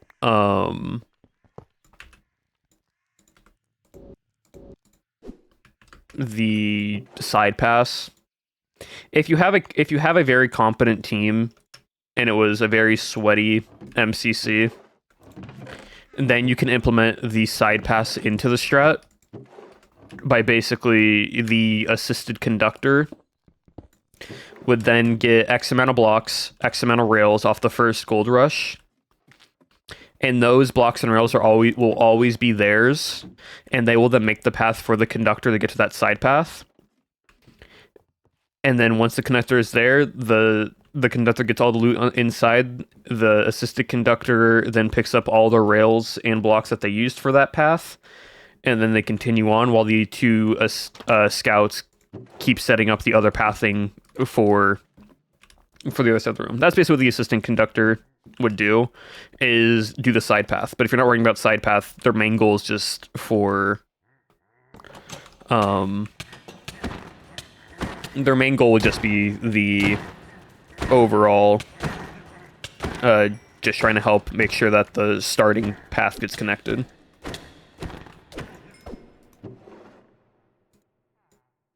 Trust me, I have thought long and hard on ideally what would be the best like strategy now for trying to get to the end.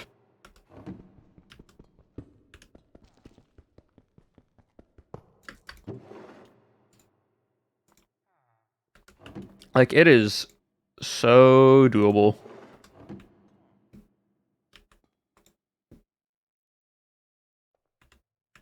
Anything else? No. Okay, this.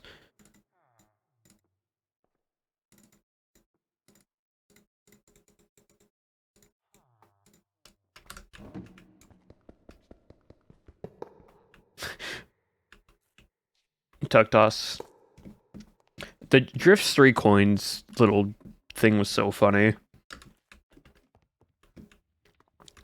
All of them just keep shouting Drifts, hashtag Drift 3 coins. It was good. It was a good little bit that they did.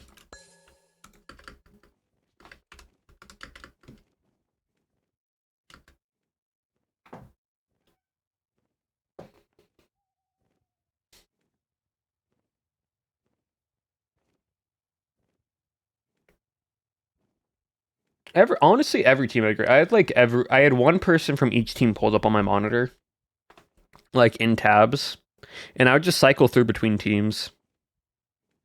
And every team was just a solid, good vibe.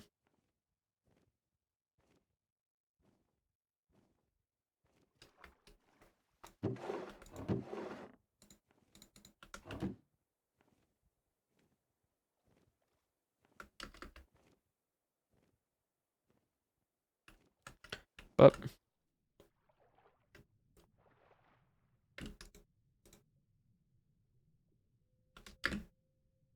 awesome.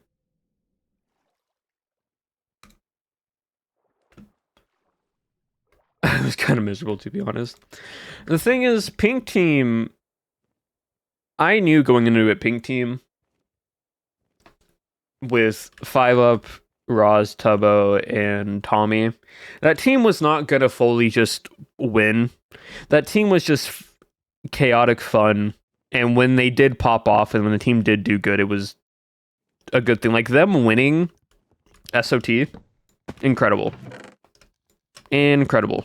Right? Like those are the moments that you get excited for.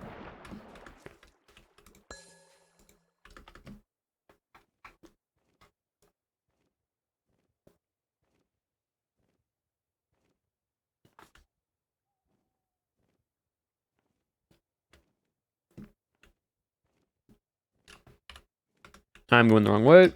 Yeah, this way.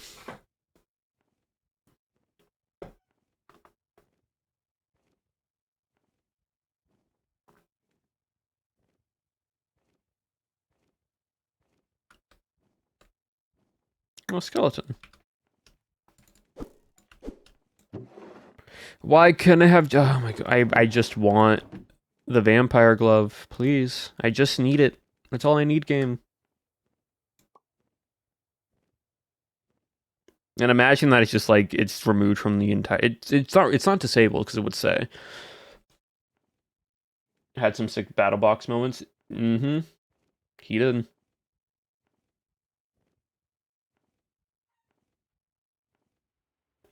Oh yeah, if you're talking about the meltdown and so on and so forth, the early games were rough for Pink, yeah. But like towards the end, they got into a little groove. Also, I think the mechanics overall for the new Sky Battle are good. I think it also lets them be a bit more creative. I did choke and meltdown. To be fair, we all kind of did choke and meltdown. We all played a little too aggressive in meltdown. But yeah, no, the mechanics for the new Sky Battle with the buying system, I feel like is good. So you just can't fully Iron Man. Gives everyone a little bit more like survivability. Yes, of course, people like Fine, Fruit, Ant Frost, Shane, and so on and so forth. Like they're still going to do good in the game, but it's not like you now just can't kill them. Like just because everyone is roughly on the same gear now, where you just can't focus down the person who has weaker armor. Just a head laughter.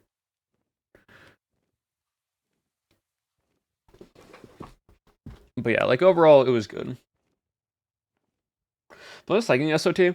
SOT, I will always enjoy. I think they just need to revamp some of the rooms a little bit. Because some of the rooms have been the same now. So I think they should just add more room randomization to make it feel a bit more unique. But I think right now they're working on getting other games that don't feel good overall in a better position. Like they improved Hole in the Wall, which by the way, I love the new Hole in the Wall. It's way more entertaining.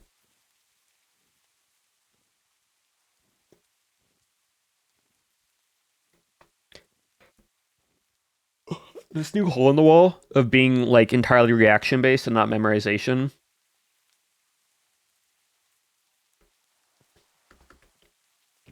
and it's way faster.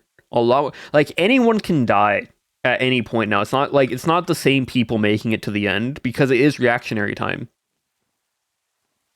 Like Kara popped off rounds in certain rounds, and you'd have like the higher tier players just randomly like fall midway through because a wall would catch them off guard or it would like switch on them or freeze on them, and it's entirely reaction based. And it's better than just knowing where's what side to like hide or jump over. So overall, good hole in the wall. Really enjoy that. And now with Sky Battle, they're trying to improve the overall just PvP mechanic of it, which I think they're doing good. I think what also allows them to do that is the whole buy system means that they can change the hats around. They can let players buy other things. Walled back 3 times and killed almost every top player. It's so fun. That's what I'm saying. Like, it's not just, oh, you memorized a wall, good job. It's like, you got to be careful because this wall might turn around and it actually might catch you off guard. And it did for so many people. I think I saw one moment where like 10 people got out because of one wall. Oh, I got the lucky scarf. Yippee.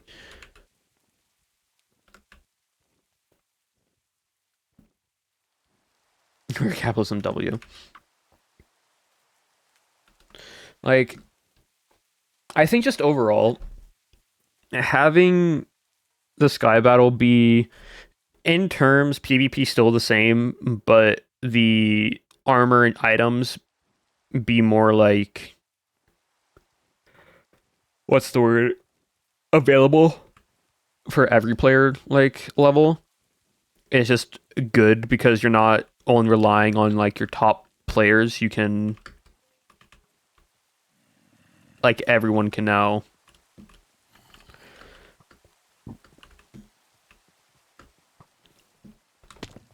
Hold on, let me go here. Let me pull aggro, do that, and then 3.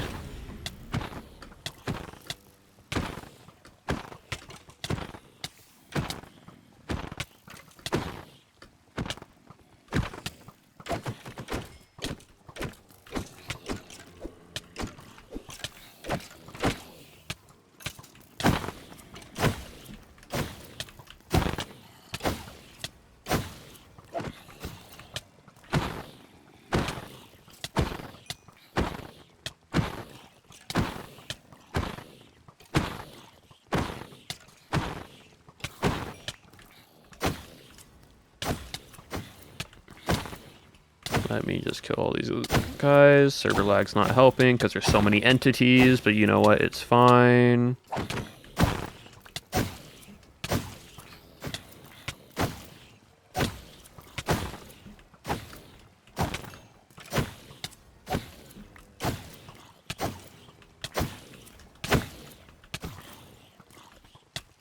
It's a lot of zombies with diamond armor, so they just take a lot more time to die.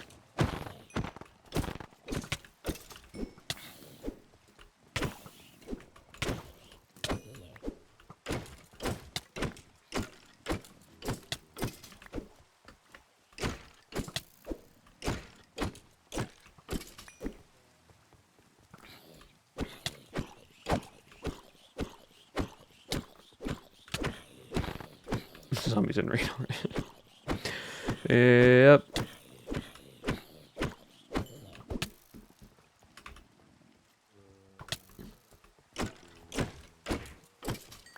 Gosh.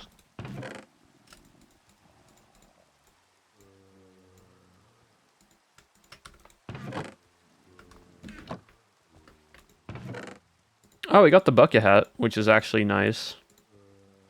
The bucket hat's really nice, Chet. Because this is ideally. Hopefully that wasn't a chest. Ideally what you're wanting, because it decreases the time you need to eat by a lot, which is really useful.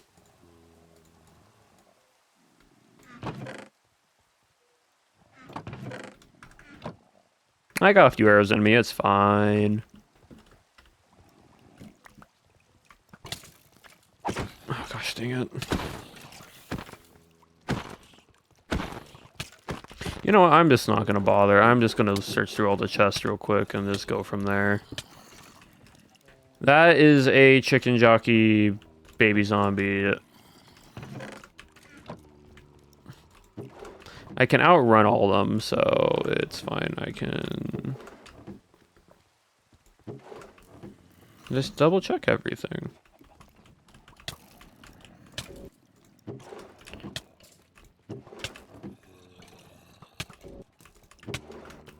Excuse me, pardon me, coming through.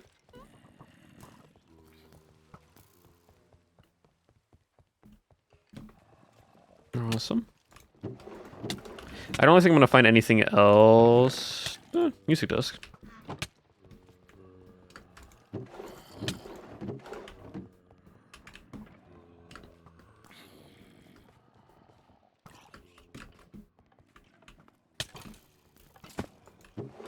Nothing there. Nothing there. And nothing in those. Okay, cool. I will now just jump up here. Bird. Alright, we need to fly around because there is a chest right here, or a barrel, I should say. Berserker boots right on in case I need more armor. Oh, I got all the Berserker stuff done. That's nice. Alright, cool. Anything else? Nope. And we're out. The billions of zombies. The lion does not do enough damage with the sword that he has right now because he's just using other items while he builds up his final build. And so the lion is also just trying to get resources.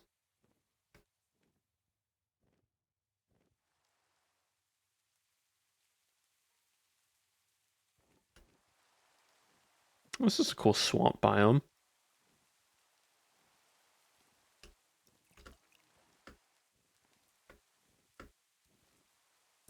Ooh.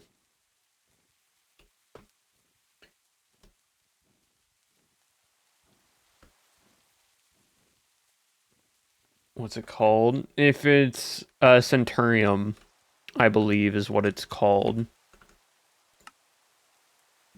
But I have no idea because there are so many mods with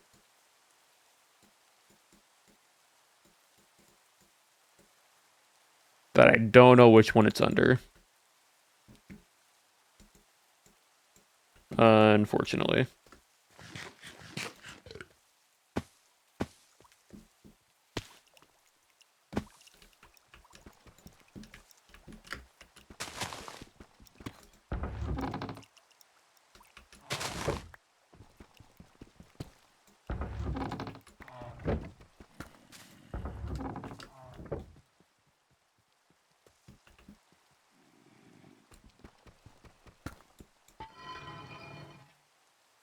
He accepts the cat stuff? No, I'm doing it because y'all said it.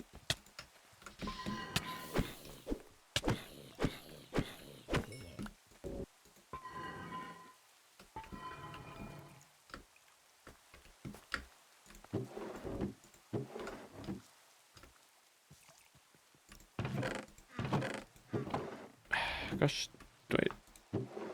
Nothing in that one either. Oh my goodness.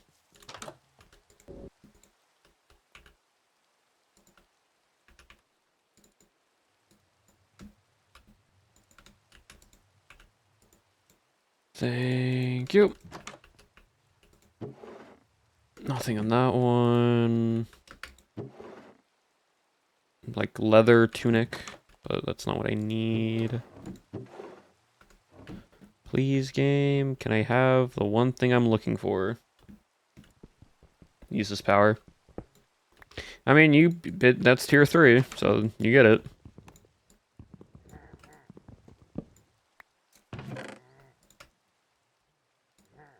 You get to use it.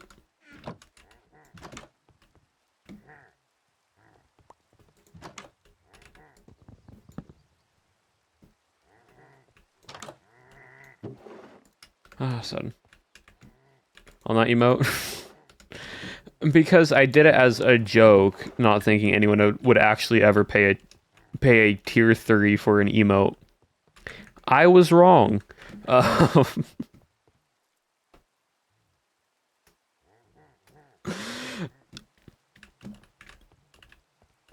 It was, chat was like, we want a cat abolish emote, and I'm like, I'm only gonna ever do that. Y'all have to pay for it. And so I made it behind tier 3. As of, hey, if y'all are going to pay for it, I at least should earn something. Also thinking no one would. And then I was wrong, and people would. Ooh, a tablet. If I win this bracket, I'll pay for it.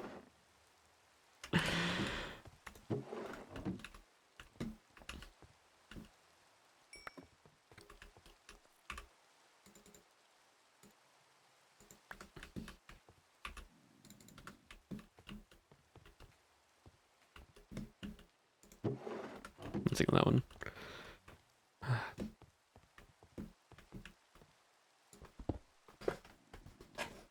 It was so expensive. Yeah, exactly. That's why I'm like, I appreciate those who spend a tier 3 sub. And I am very thankful for those that do it. But also, you do not have to do that.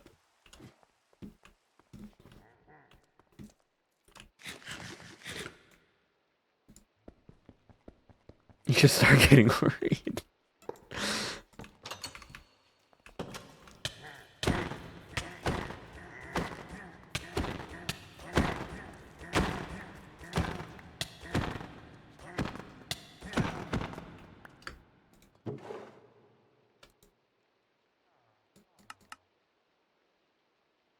Increase roll distance, sure, why not?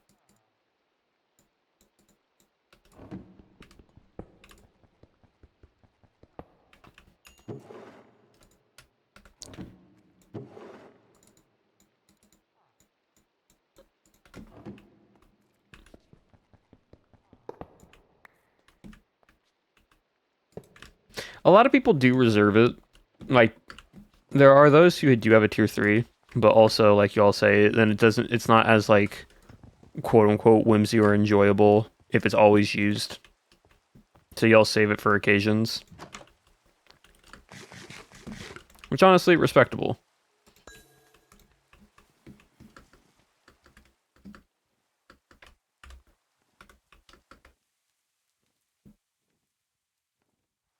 This is just a witch hut.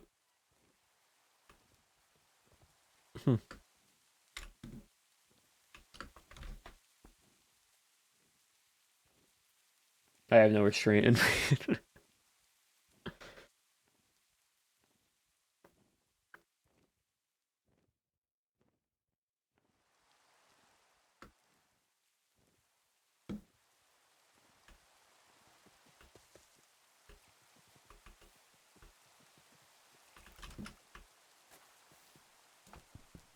I want to see something real quick. Is this the same sapphire or a different sapphire? It's a different sapphire, okay.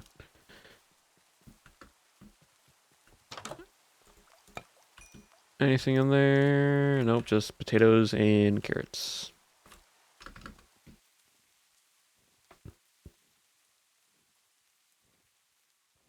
Yeah. But no, speaking of emotes, chat, the thing that I have going on right now for the channel, like I said, there might be a few emotes. And if they are, I think y'all will enjoy them.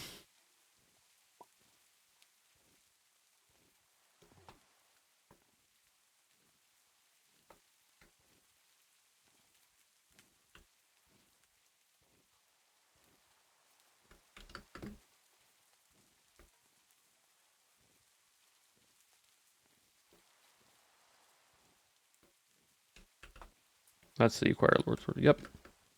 Nice job, Shub.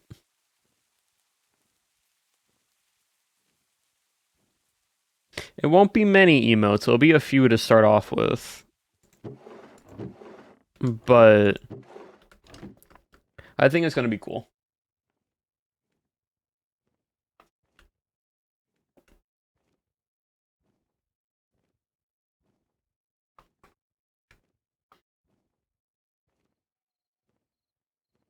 It's going to be very interesting, chat, this coming up MCC for with the Hermitcraft charity event. I'm curious to see how well it plays out. Not so much if it's gonna it's gonna do well in numbers, of course, but I'm talking about more of the how well will it what are the scores gonna look like? Legendary fishing rod. Sure, why not? Like that's what I'm wondering. What's the scoring gonna look like? Who's gonna be considered the top frag? How close is this? That's actually pretty close. Echo 3, absolutely.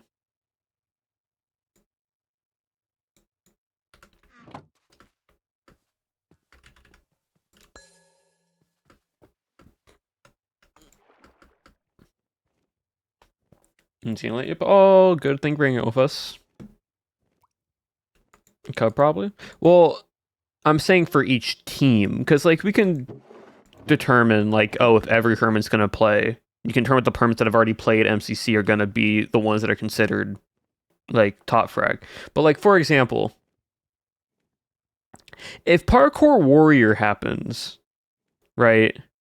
How is that going to look?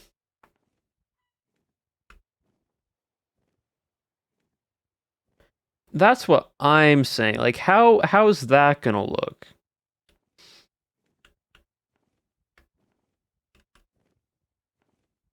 Because in Parkour Warrior for the main event, we always are oh, these are the main people that kind of just are the ones that usually will take on.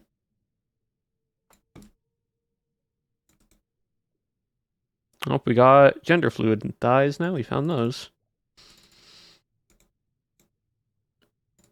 Do I need them? Nope. So they're staying there.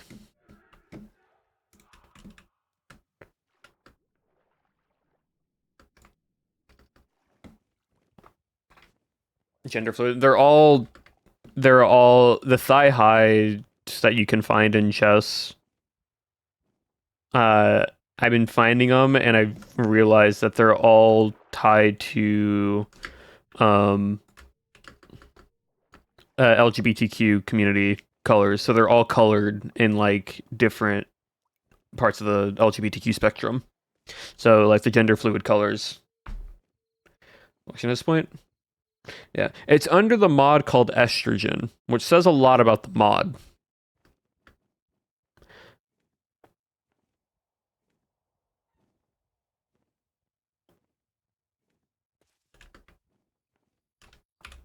I'm going the wrong way. And for just the general prime one, most likely, yeah.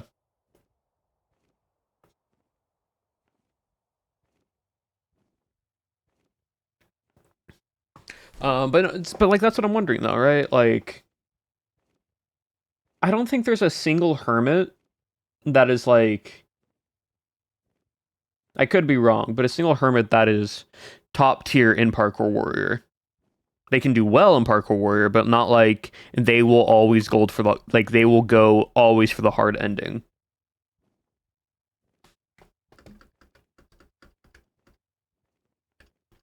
So that's what I'm wondering. The things that the very sweaty players do, how is it going to look different for the Hermitcraft event? And I think it's going to be really fun to watch because there's going to be different things that happen. I don't think it will just be your casual, like, MCC.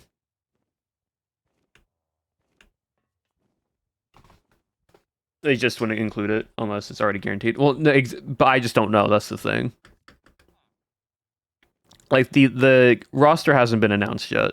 My whole thing is most likely Build Mart's going to be added. Most likely Grid Runners, Meltdown, probably SOT, probably Hole in the Wall.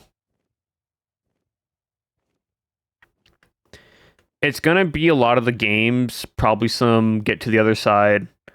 Okay, here's what they do to Get to the Other Side, but it's all the annoying maps, so it just makes the hermits yell at each other. Because the fans would enjoy that.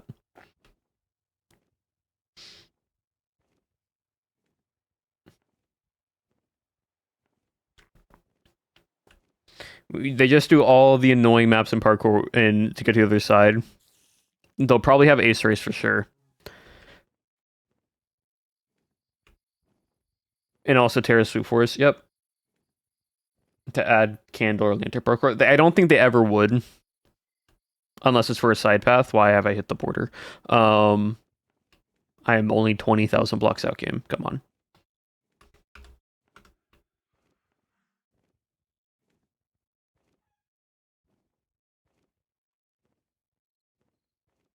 Oh, rainbow trees?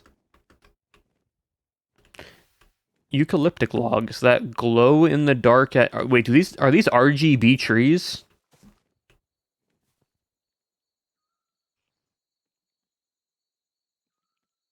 These are RGB trees, shut.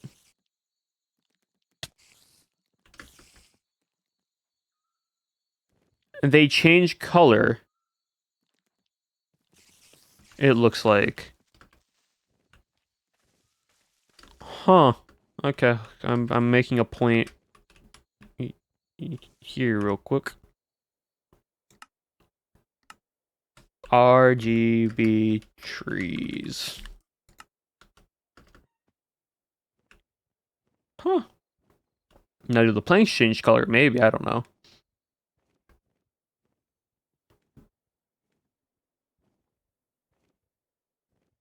Like LGBT. Yeah, so like that's what I'm doing. Like I'm wondering how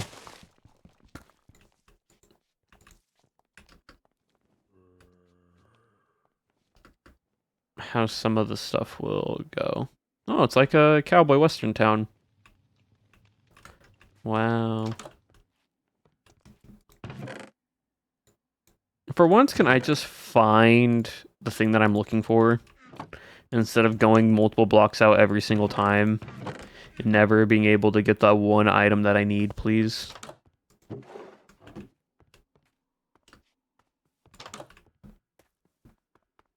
Like...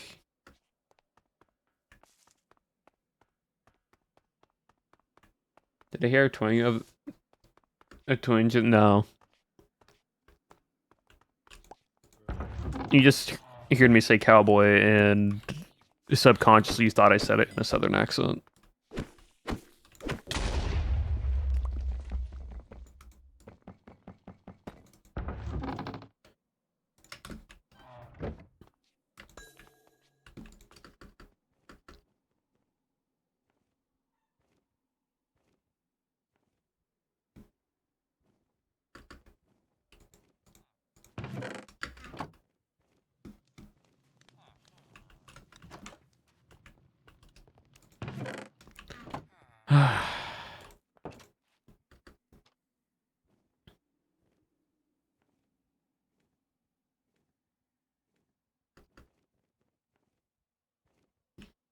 Like, when they spawn it just anywhere. They can just spawn in pretty much any looter chest. Like, these vampire gloves? Chest loot.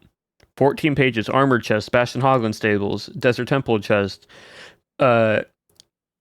Shiraz Palace chest, Jungle Treehouse chest, Bastion treasure chest, Other Palace chest, Injected Woodland chest, Injected chest, Injected chest. It's really like it's just a random odds chance.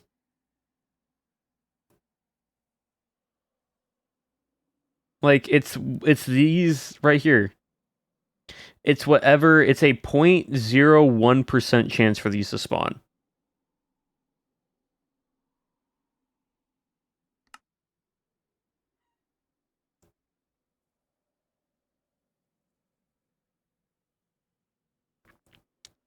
And so it's always randomized. It's entirely random. And it's just cosmetic stuff. But like the game will always add at least one in there. But we don't know which one it is.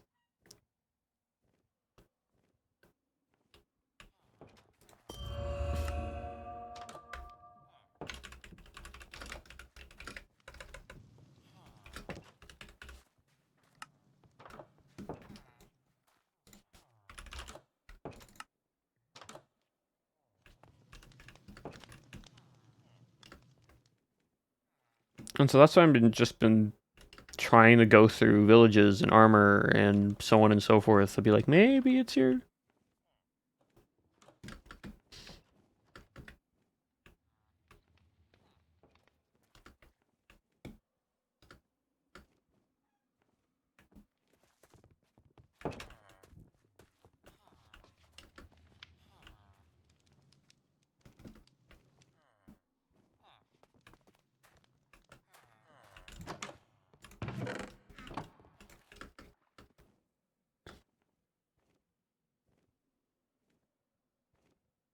Their viewers are dice goblins. This isn't even dice. This is just random odd poll generation.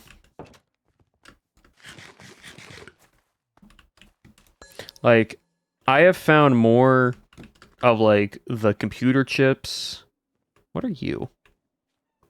You are a, is that a Gila monster? No, you're an iguana? No, you're an iguana.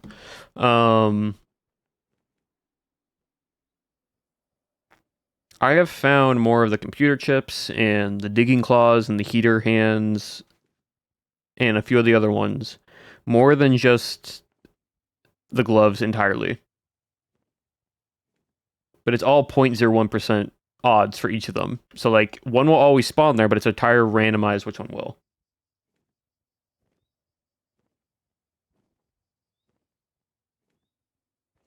Just an Explorer Compass. That's what I'm trying to do. The issue is that sometimes the Explorer Compass, if nothing is nearby, it will not show it. I don't have one at my base, so if I had one, I would be equipped it already.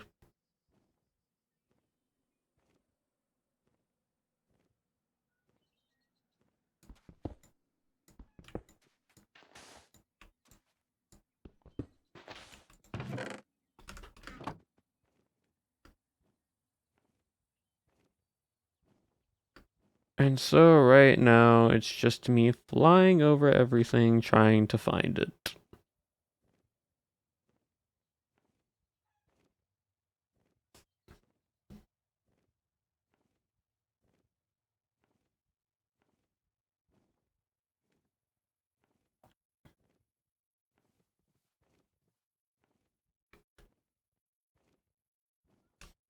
Like, by the way, we're here.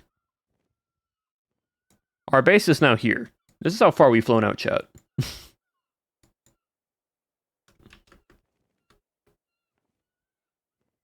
We are 22,000 blocks away from 0, 0.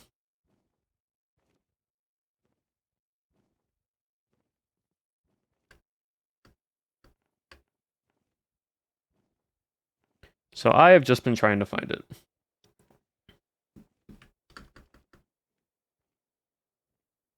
Surely this next chest. Looks like a spider web. Well, that's the point. I go in every cardinal direction and I'll start connecting up back and forth between. Why is my luck always like this? This is just normal. This is just a normal thing for me. Unless I can grind it out myself, my RNG for whenever I want something or trying to find something that has a not not extremely hard rate to find. It just rarely happens. What's going to happen is once I find it once, I'll then find it multiple times afterwards. Because that's how that always works.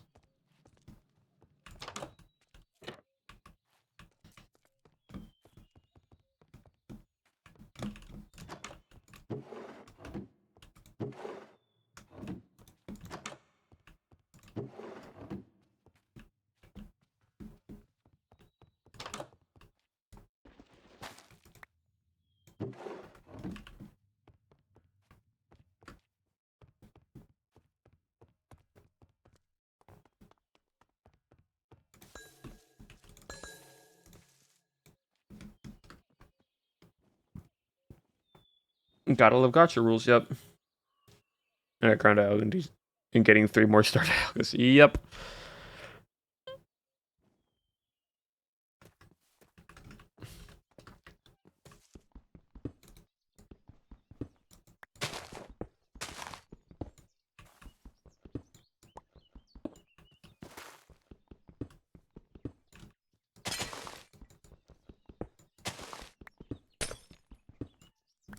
Oh, that's a first. I don't think I've ever found a graveyard with no chests in it whatsoever.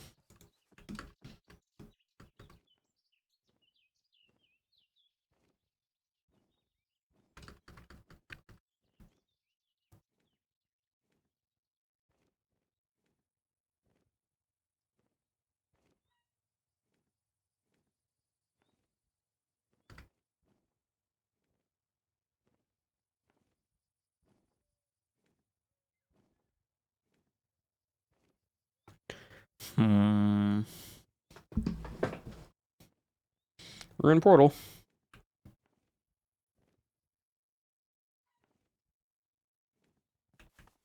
Where's the chest at? Nothing. One more being done. It sucks. At least you're getting it done. Takes a little bit of time.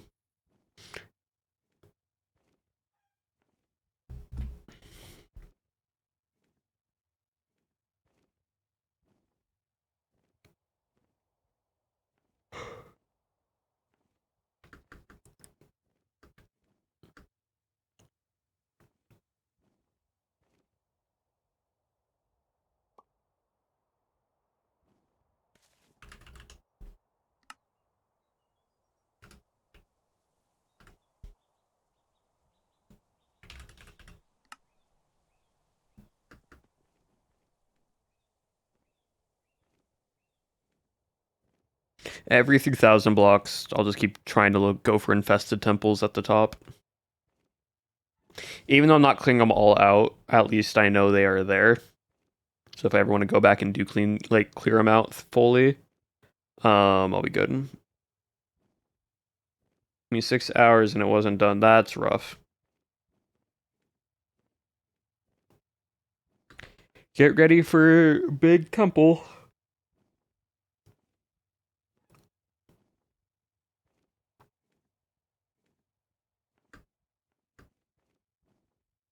Wait, hold on, campsite. Oh, there's nothing in here. There's the temple.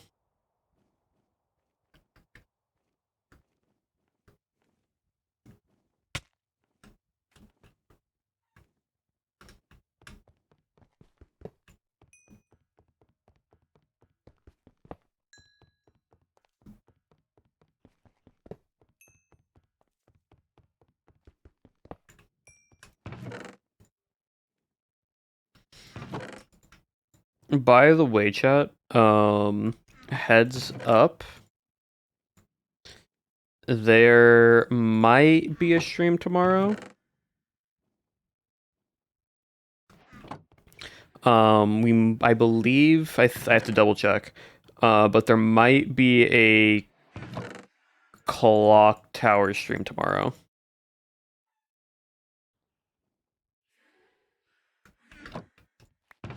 So you might be getting some more blood on the clock tower. I need to double check. It's not guaranteed, but I need to make sure. Actually, I can double check real quick right now.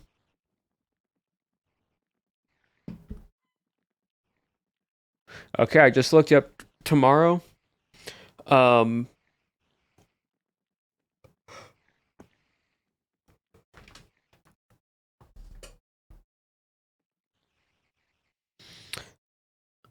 yeah. So tomorrow, 1 hour earlier than my normal stream time. So it'd be, I believe, considered 6 p.m. UTC.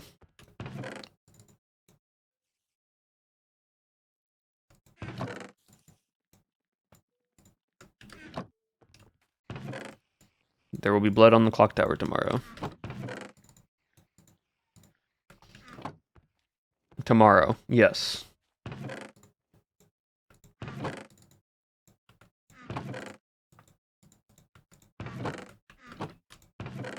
Can I please just get the, like, the item that I am wanting game?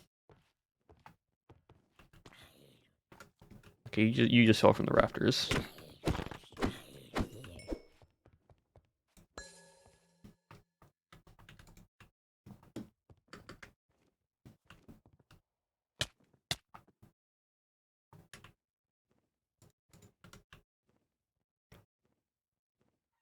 There's a village here. With a waystone.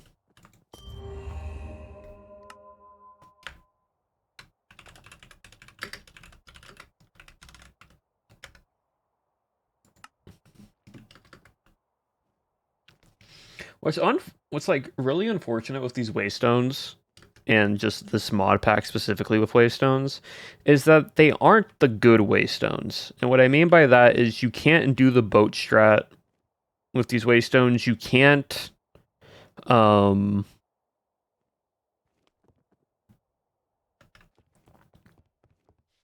can't do the boat strat, you can't do the like travel with multiple people to like share waystones. You have to fly all the way out to these areas and then right click the waystone. The good ones are like the normal waystones that one, it also doesn't require XP. Those waystones just let you teleport wherever you want. So if you had XP on you,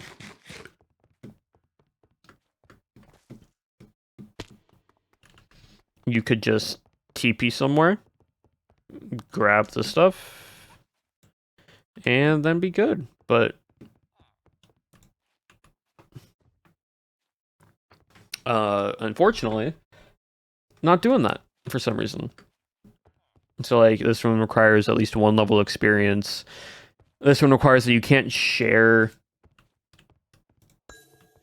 What's the word? You can't share the boat. So like in Mynestria, right, or Termina, whenever we needed a waystone teleport and we had already had one set up, all you would do is the person who had the teleport, like the waystone setup, would place a boat down, be the one driving the boat. Someone would get in the boat. Okay, to go bird raiders.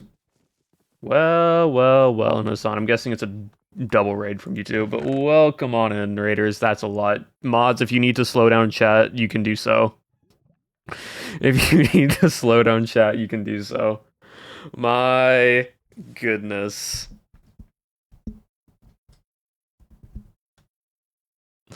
There you go.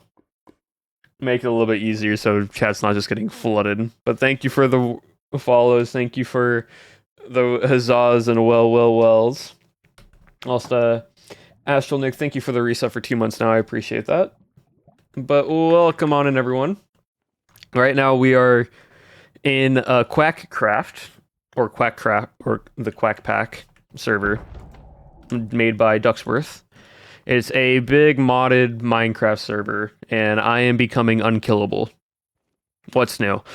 So I've maxed out everything that I can right now in the skill tree until I complete the campaign. I'm level 50 right now. This server's been up for like a week. I've done this in 3 days. I'm trying to find an item, and we are 20,000 blocks out right now.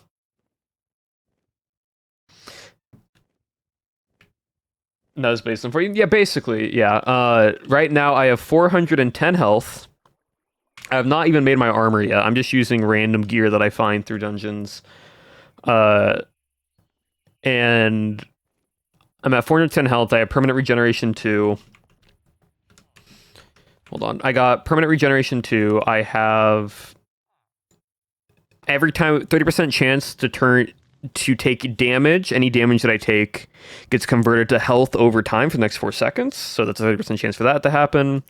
I have a 30% chance to mitigate damage by 35%.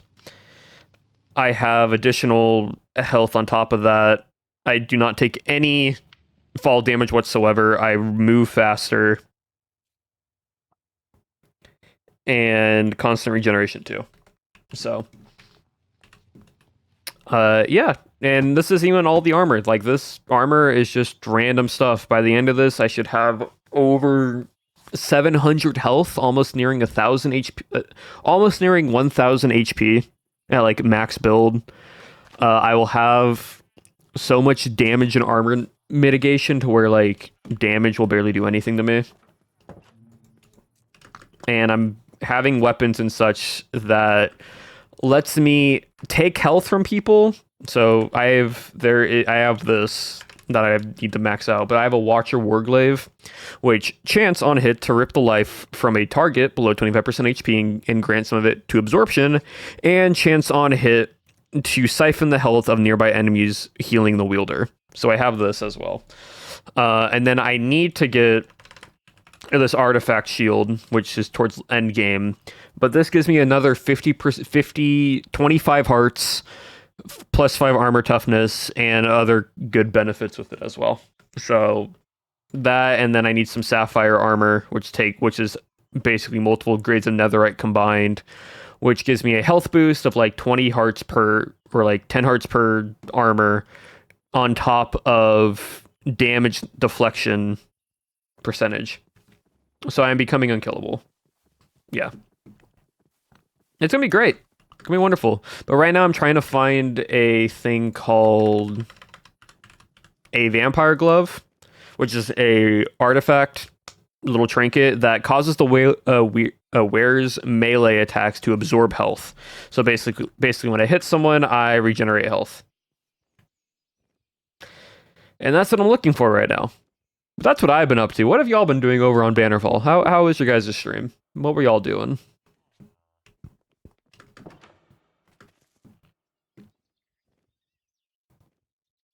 Bricks? Lore. Lots of lore. Lots of bricks, I see. And what I find so funny about, and I've had this conversation with some of my creator friends that are in Bannerfall.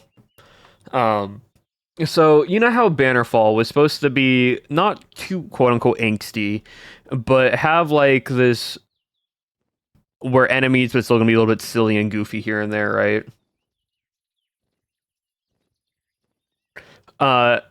But as all POW SMPs go into,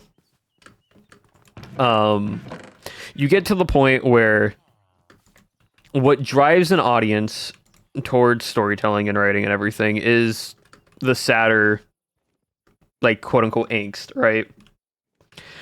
I do generally believe it's the same thing with vampires. Vampires are supposed to be spooky and scary, but not have much lore. It was supposed to be very, very non-scripted, things were to happen, so on and so forth. Like, that's what vampires was. Then we all decided to go full lore mode. Has any POW SMP had a 100% happy ending?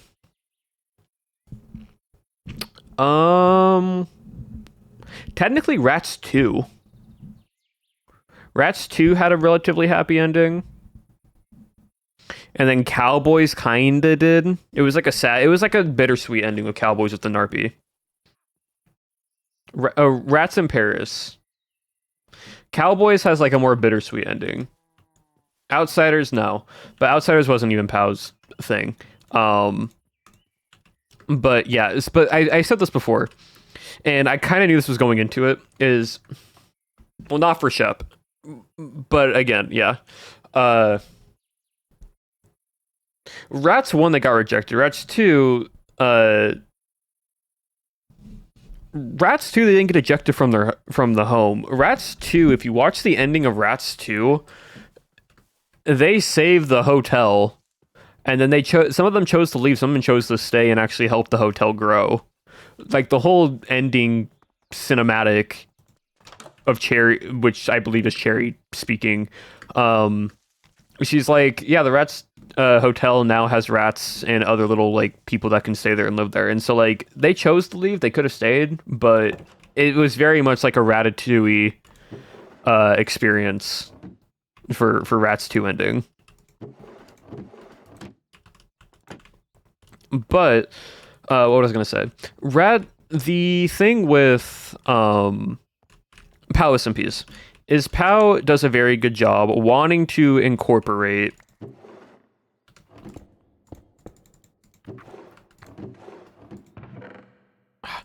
Pow does a very good job wanting to incorporate a bunch of new creators into the Pow scene and get a lot of get the viewers to look at new creators in the eyes from like Pow's demographic. Also, Corrupted, thank you for the resub with Prime for 26, much I appreciate it. Among like us to turn into the most violent. Yes, but it was supposed to be creepy, but it wasn't supposed to be as lore heavy. It's just we all went yes and continued to improv and add lore on top of it. Because I think for most of us, what happened was none of us really had full lore stuff going on into vampires, and then episode 1 happened and people just started saying stuff, and then we all kind of like thought, oh, these people came prepared, I gotta write more lore. Which then turned into after vampires being like, yeah, none of us really knew, none of us knew, and it was all improv. Like I know Martin, Scott, and a few others like, yeah, day 1 just started saying stuff. The Goldsmith, fully random name. It just bounced off each other, which is a good thing. And the thing with that though, going into Bannerfall, is Pow wanted something that was still like had some tension, but I don't think they wanted they weren't expecting the super angsty, like going into they're like, it's gonna be a bit more lighthearted, because I generally do think Apo and Owen were like, it's gonna be a bit more lighthearted, we're gonna, like when designing this SMP, there's still gonna be angst, but not to what it was. But here's where I knew that wasn't gonna fully happen, is because when you invite new creators into the POW scene, right? Was improv, yeah, I believe Scott said on stream that Goldsmiths wasn't like a full, that was just a name he threw out there. But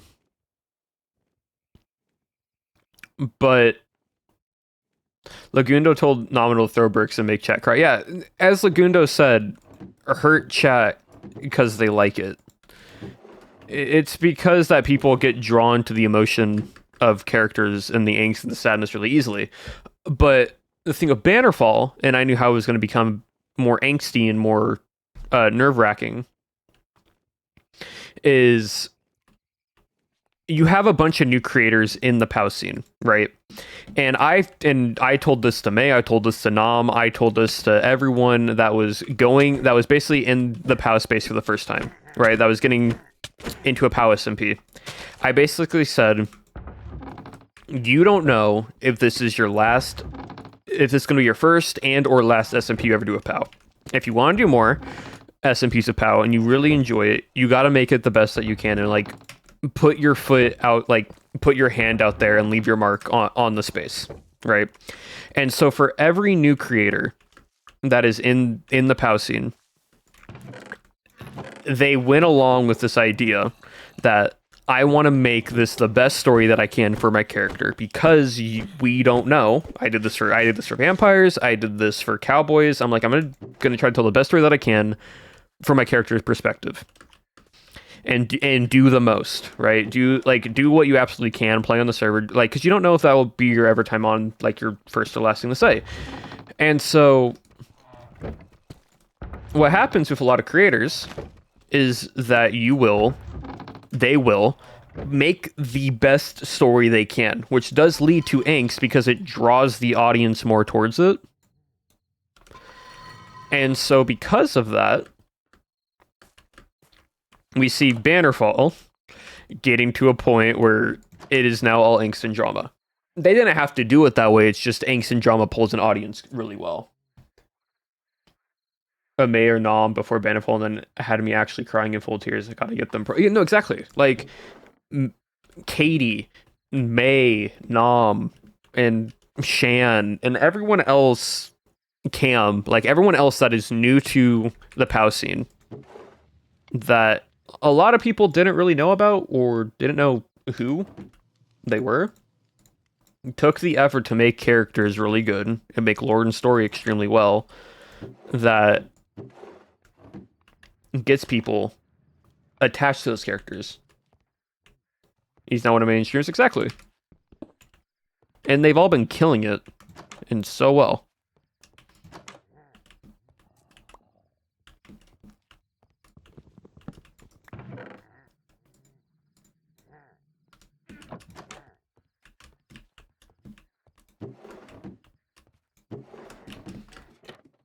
There's gonna be guys up here. Up.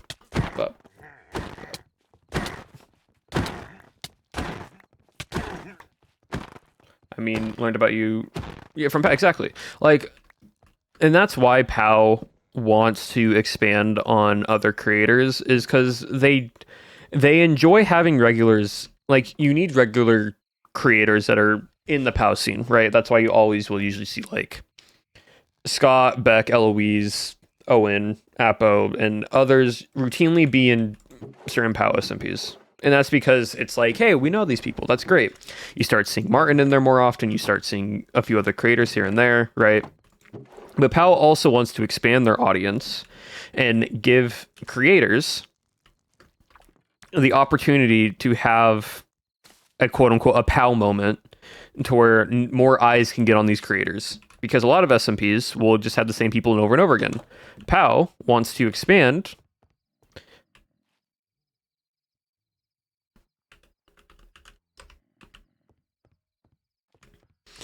POW wants to expand on those type of things and on expand and showcase creators. That made me crying a bit because I'm an older sibling and like wow, but also just seeing there's so much to show the characters and chemistry. Exactly, yeah.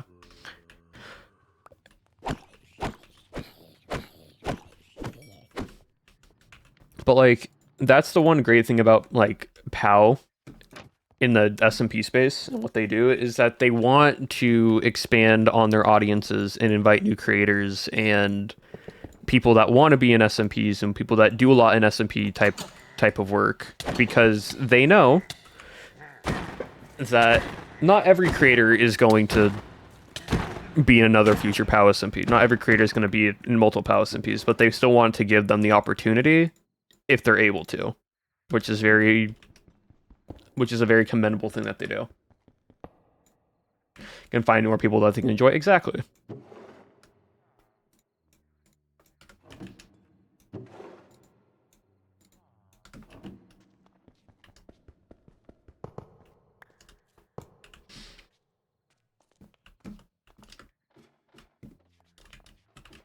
Uh,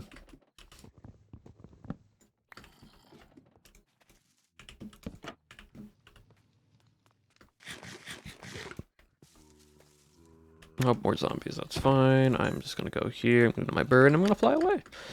What direction I need to go? I need to go this direction. Okay. But yeah, chat. Who I watch regularly now on YouTube and Twitch is POW SMPs. Yeah, no, that's fair. I said a hermit crash in her related area of the internet. Yeah. Like, what is it? I was gonna say something I forgot.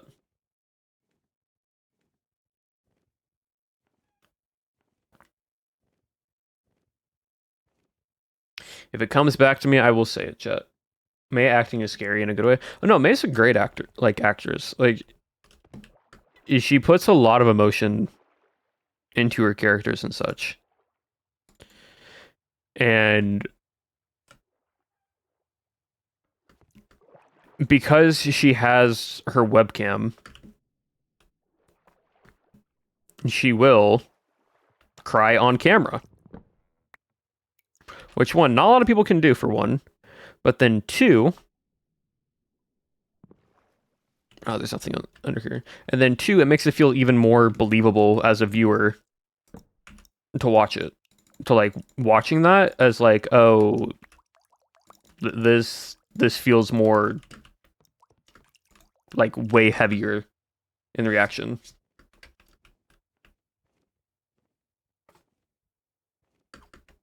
Like, it also just made it what Nam was saying, right? Like, I know May made the comment of like, I wasn't trying to weep or like make noise as much as crying when I was crying when the whole like Nam becomes king coronation thing. But in my head, I'm like, I think that's a I I didn't see any wrong with that. You don't speak of the sleepover. Um, because like if BF May's character was genuinely like hurting as deeply for the care that she had for Foreseen and whatnot, you wouldn't in character just go, "Oh no, I lost my friend, like the closest person, but it's okay. I'm gonna like just go silent here." And to make the room have those moments where like you can hear someone like crying in the background, it made it feel like, oh, this is awkward. This is bad timing type of thing in the best way possible.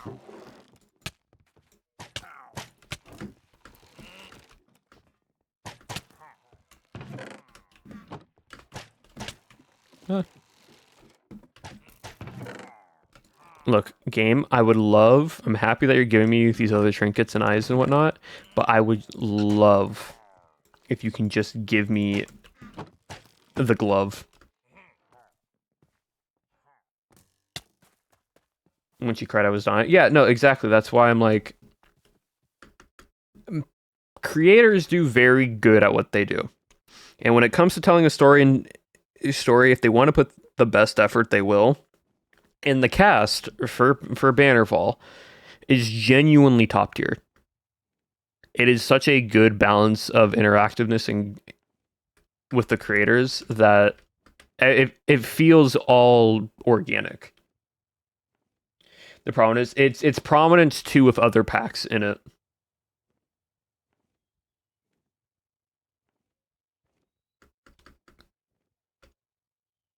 And that sort of joy I had when I first got into it. I mean, May's crying for us, argument, Pow Talk at the beach with the torch flower.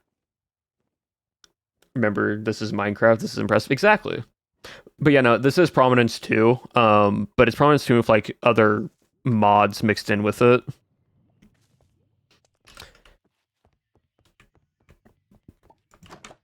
But for now, I'm just trying to find some darn vampire gloves. Or a glove, because it only goes on one hand.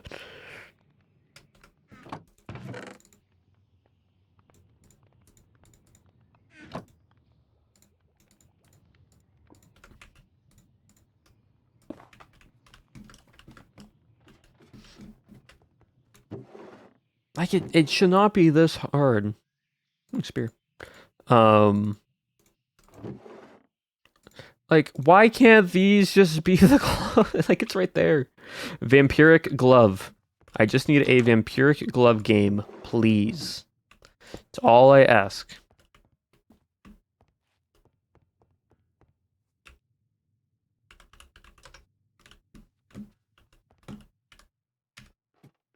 Okay, pretend you don't need it. At this point, I'm gonna stop trying to find it and just start just gathering resources for other items that I need. Because eventually I'll find it. It's just not right now, that's for sure.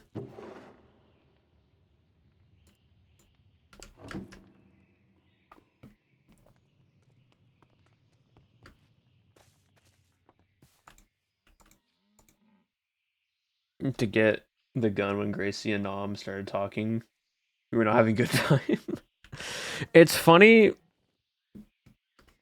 that I have just become this spirit, like, in Bannerfall. I'm not actually ever on the server. But there's just this thing of just abolish is somewhere XYZ. And it's very funny. Where'd my... Bruh. I'm glad I found you to Bannerfall. Chilling before Bannerfall. Always lurk during this, so that's good. How do you have so much time to lurk in the stream? Me? It's because I just work. I just have my second monitor where I work on stuff. I just have my friends up on stream and I just have them like turned down and then I just watch. Your only hope at this point? See, there were 3 characters that if I was ever in Bannerfall that I had in mind. One, for the knight class, a knight that only uses a shield. So he would have shield-based abilities. But he does not use a weapon. His weapon is his shield. So that would be that one. Mage, he would be an artificer. So he could do magic, but he imbues magics into machinery and other stuff. So all his spells would be strong, but they would cost components. So like he could summon stuff that defend him, but he has to have those items in his inventory that would then get consumed. Rising Shield Hero, in a way like Rising the Shield Hero, but differently. But yeah, so you'd be a artificer. So again, if you wanted to make a magical gun, he could imbue he could make a little revolver that uses like charged gemstones as its fuel rod, and then he could shoot with like, yeah, see, so if you wanted to, you can go down that. The other one is that for rogue would just be pure assassin, max out backstabbing, max out the dodge ability now that's now added. Try to get those 2 as high as possible. And his weapon would be a huge, massive, heavy crossbow.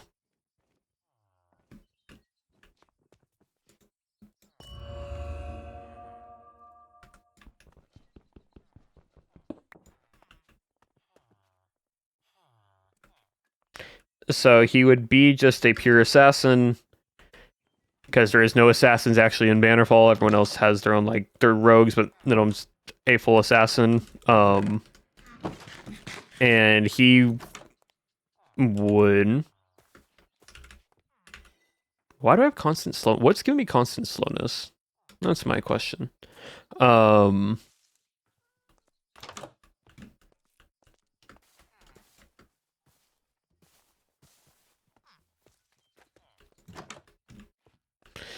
And yeah, and you just have a huge heavy crossbow that like his thing. So you guys in Bannerfall? Exactly. But his thing, his special ability would be like, you know how backstab can only be used with a sword? Like the backstab enchant or like proccing can only be used via hitting someone from behind with a sword. His ability is he can load 1 arrow into it, that if it hits a target, it applies backstab to them. It applies the full backstab effect on them from range.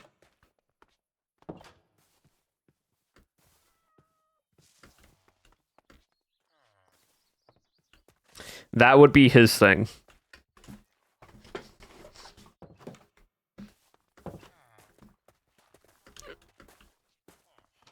Nah, I'm remembering the Ballista stream. Yep. Yeah, the Ballista would be more Artificer-esque, not so much Rogue-esque, but yes.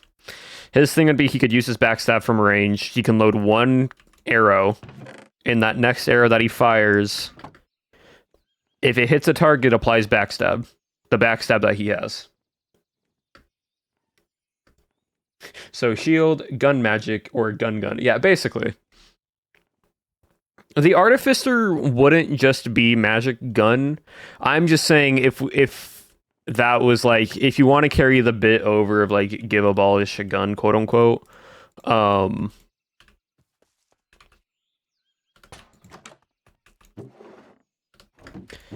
it would be you technically could.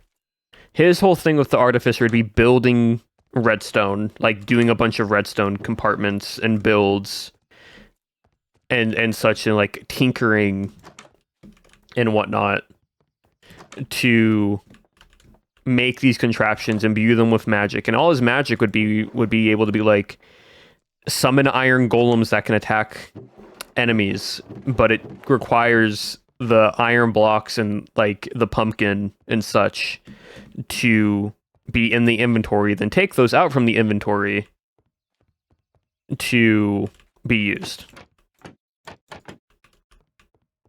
Like that type of stuff. He could summon a turret. He could summon like much more like summon or like build or defensive wall. Like he could raise a wall and like a wall of stone or something gets built upwards and so on and so forth.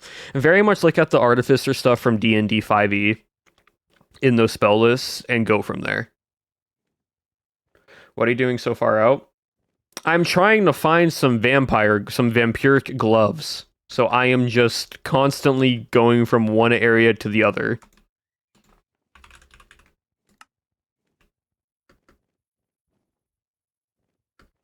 Do you play D&D? I haven't recently, but I have played D&D in the past.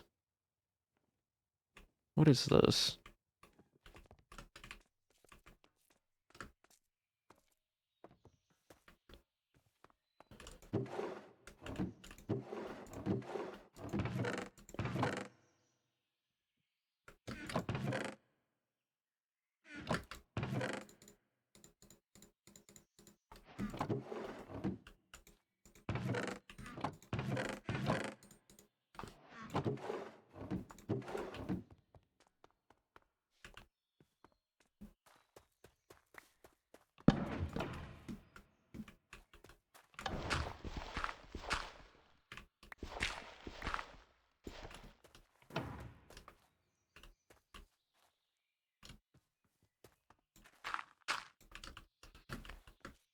It's already been 3 hours? That does not feel like it's been 3 hours. That's crazy.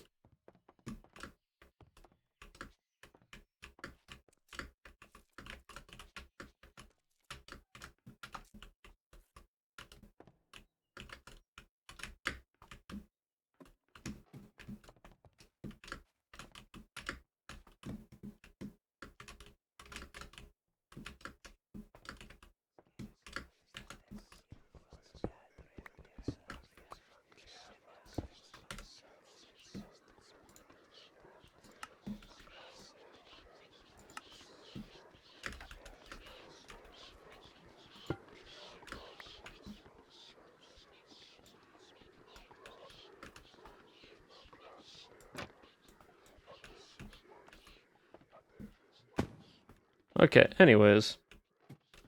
So, what we basically just found there was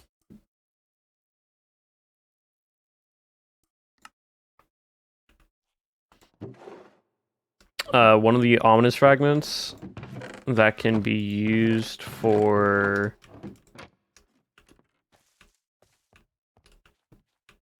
what's the word? It can be used to summon a massive undead boss. So that was one of 3. There's like 3 more that are, or 2 more that are scattered.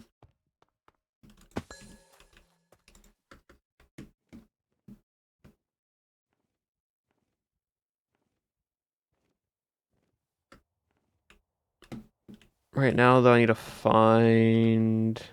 Let's see if there's any armor.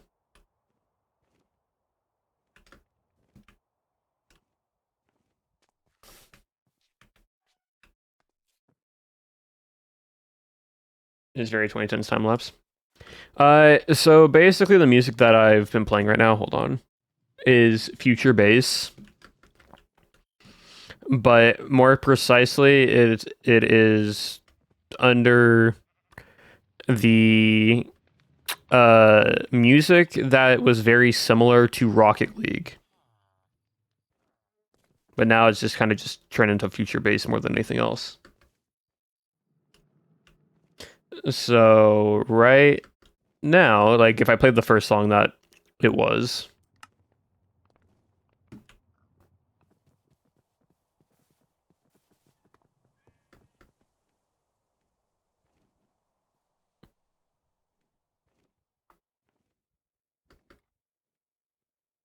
this is the music for that. I'll see if I apply this way more. All right, I'm gonna go 8,000 blocks to the infested tower.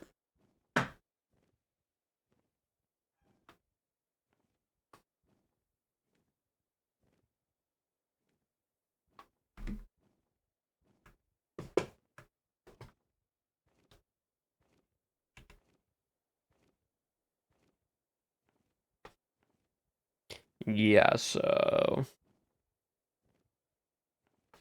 kind of here now though for it. Oh. Right, there's a ship. Maybe there's the vampire glove. I've been looking for this glove for the past 3 days, chat. And I have just not found it at all. Oh my gosh, dang it. Hold on.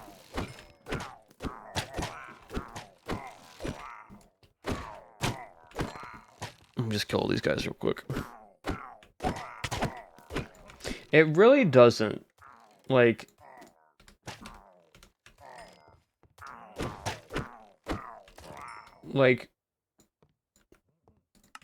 I don't understand. It should not be this hard. But apparently it is. Again, do we know? So, realistically, any artifact, for example this, all of this has a 0.01 chance of spawning. But it's not of it spawning in the chest, it is just in general of it spawning. So any one of these right here that you can see that I've hovered over in this tab, any one of these can spawn.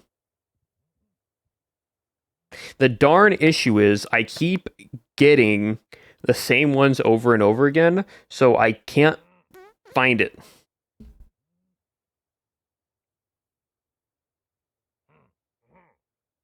Like an armor chest, this has a 0.02% chance of spawning. So, like, there's a chance for this to spawn in armor chest. That's why I keep going to villages. Trade with friends, no one has it.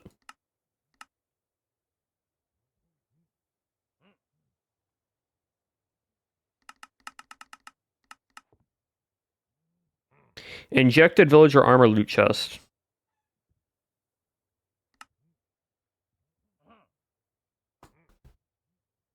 So, like, it's like a quote-unquote 0.01% chance, but it's not really 0.01%.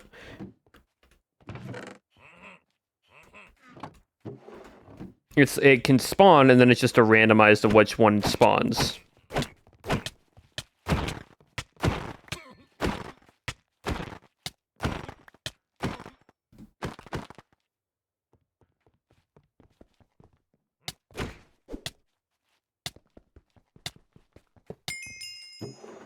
Always find time. Yeah, I haven't found a single one.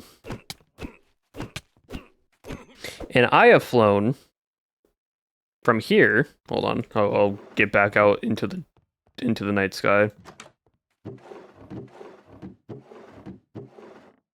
Withered bonefish. So, like, I have flown here. We are 20,000 blocks out from spawn.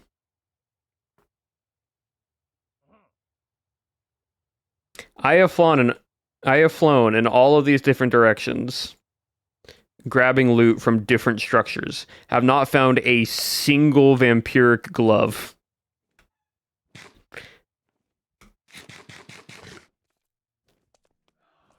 Again, odds. Don't know what happened to them. It's just non-existent right now.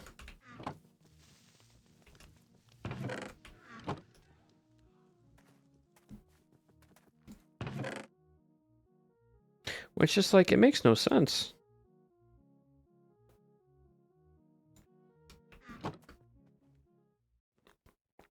And so that's why I'm flying to every looter chest and every like big dungeon that has multiple chests at the top. Cue the circus music. Yeah. Because I just can't find it.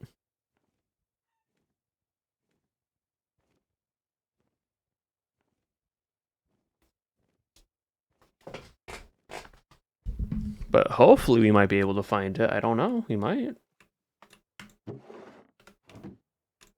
But I'm just going to go for a little bit longer. And then if I can't find it, we're going to call it there.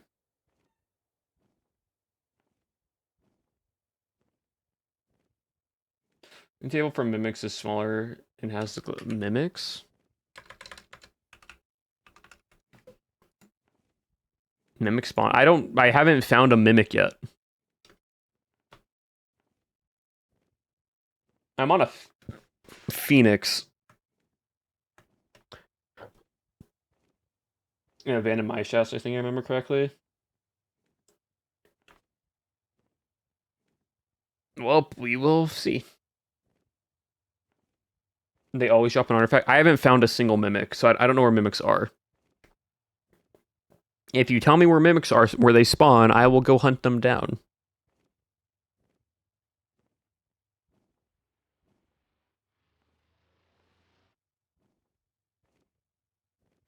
Because it's like the only other artifact that I need besides the endgame artifacts like the Sentinel Amulet and the Juggernaut Rings and so on and so forth. Mimic spawn underground, mine shafts. Okay, well, I guess we'll go to this one, and then we'll go to mine shafts, and then, yeah. In cave, there's a small structure with a campfire and chest. Sometimes the chest can be mimics instead. I have not gone mining once. Any loot that I've gotten this entire game has been from dungeon runs. I have not done a single thing of mining. The only time I went underground recently was to kill a wither. Because I just wanted to.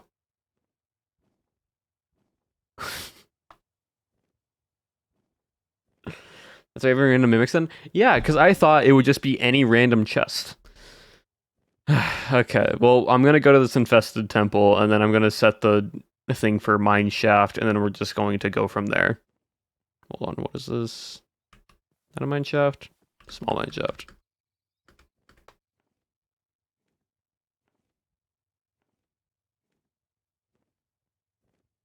I'm playing Minecraft and not mining. Yeah, I'm dungeon exploring.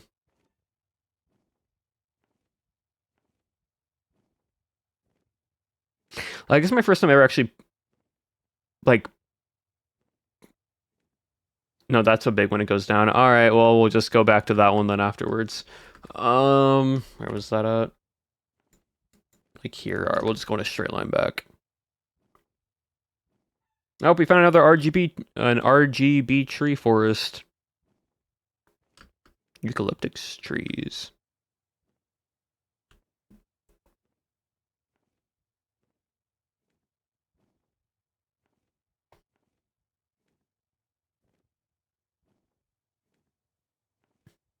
All good, man. Thank you for stopping on by. All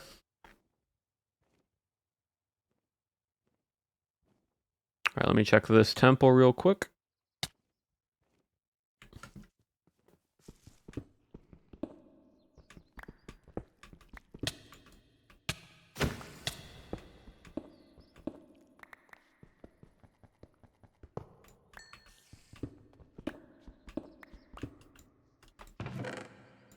All right.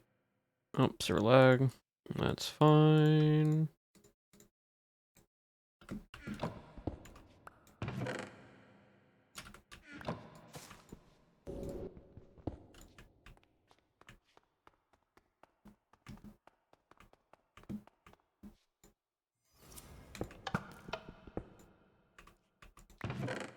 And nothing there. Okay.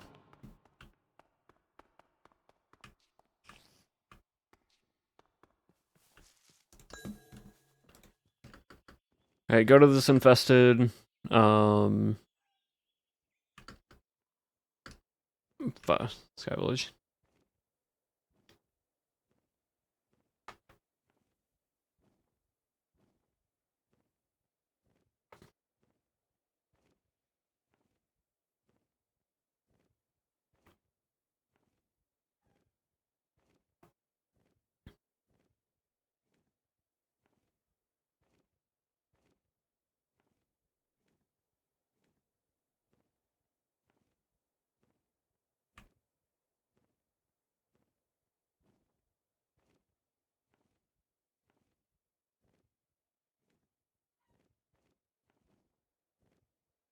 Hmm. Like the song? It's called Burning Tires by Ballpoint.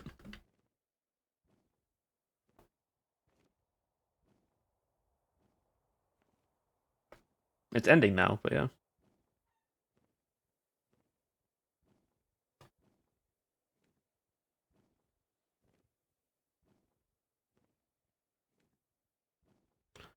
All right, chat.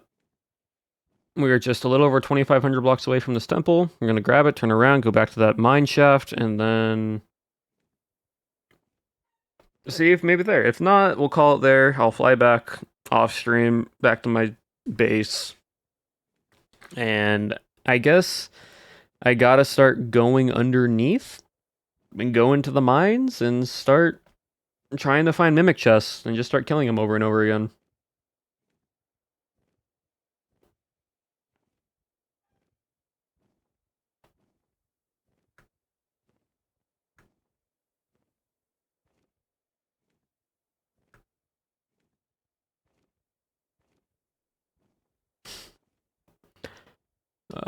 There is a armor here though.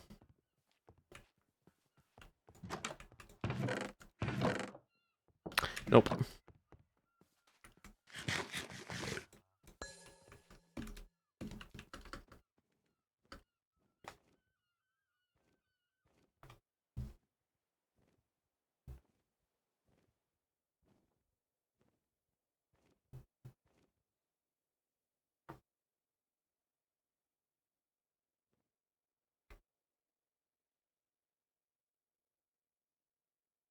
World border, please.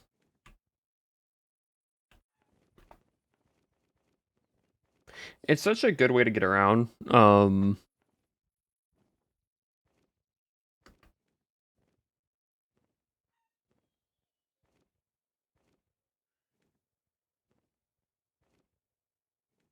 But it definitely. I wish I could just waystone my mounts. Because the waystone system in this mod is not great.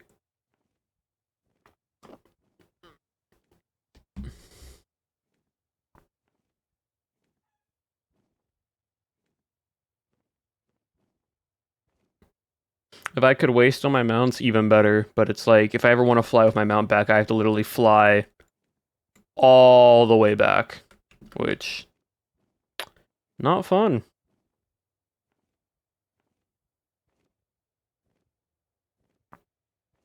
Like, at that point, you just get 4 mounts and just have one go in each direction. And just have a waystone however each mount is.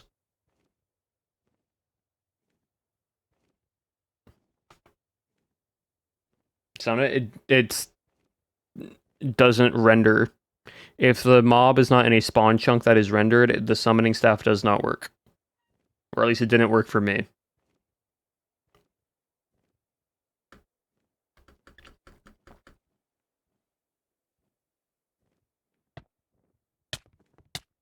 You can force load a chunk.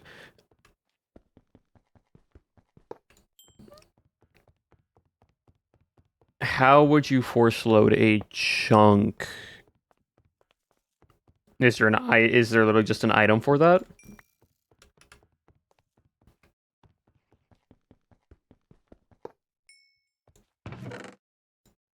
No, gold. I'm saying.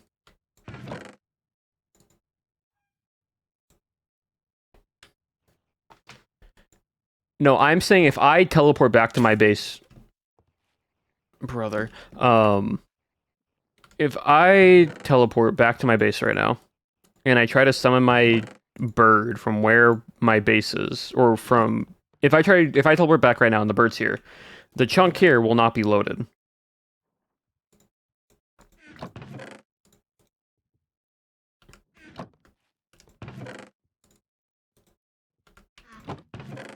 And I'm saying that's the annoying part.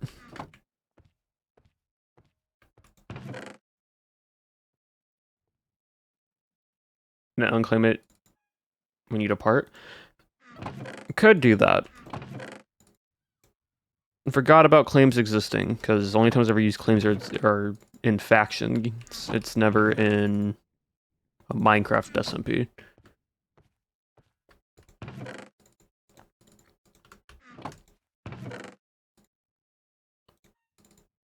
Alright, it might, it's just probably the workaround then.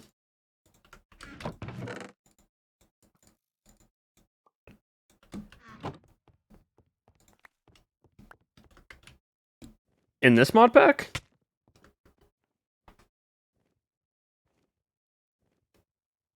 It's too bad it's something you have to find a workaround for. Yeah. Alright, so the thing was somewhere around here.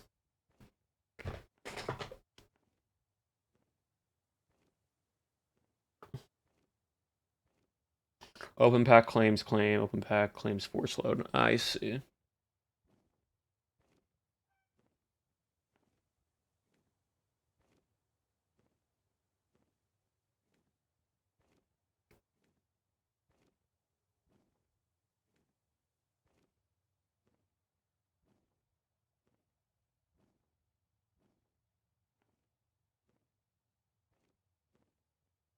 Alright.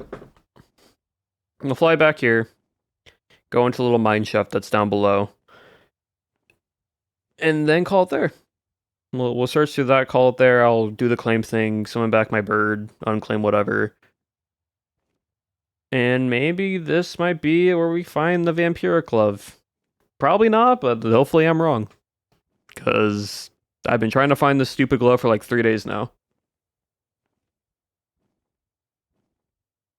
Yeah, no, the model for the Phoenix is nice.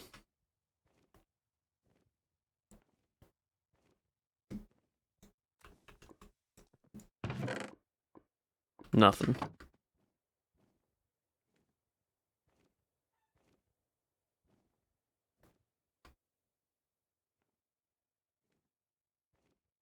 Where was it? It was other side of the water, right?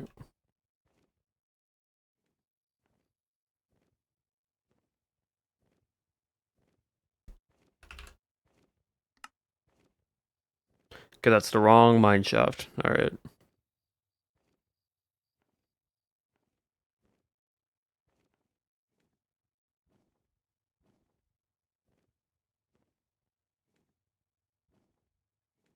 In the plains biome, yeah.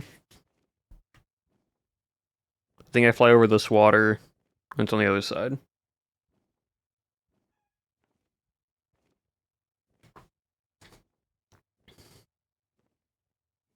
Because I've like found almost every other artifact just through dungeon runs besides the gloves.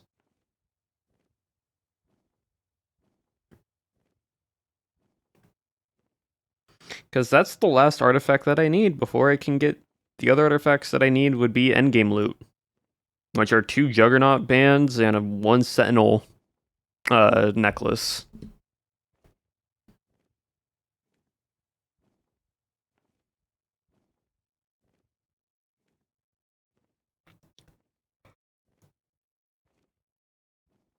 And then after that, I have not been in your favor. Yeah, no, it's crazy.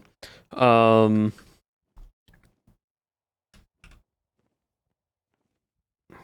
was it? Was it like here? I'm guessing it was there. Um,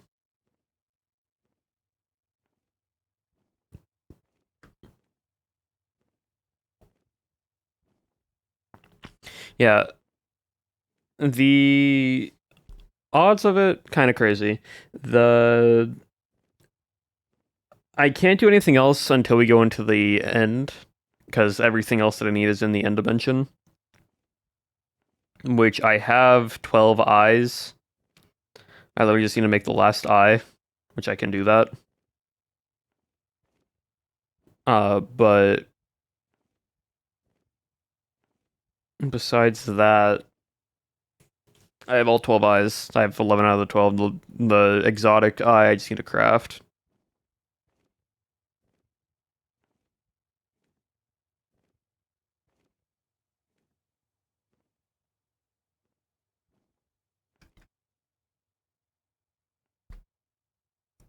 Yep.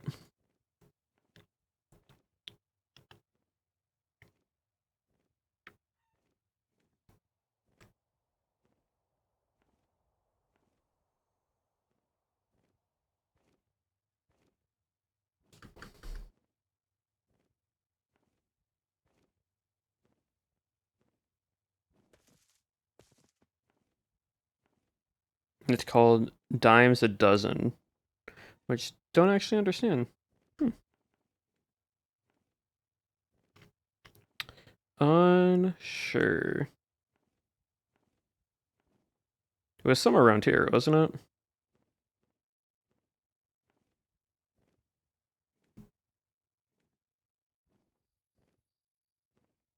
It was right there.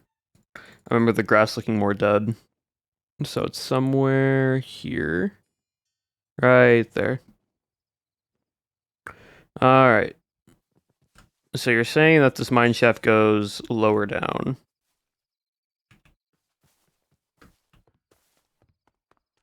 Oh, it's one of these. Okay, I have been down one of these. Got it. Not seen that guy before, though. Who are you?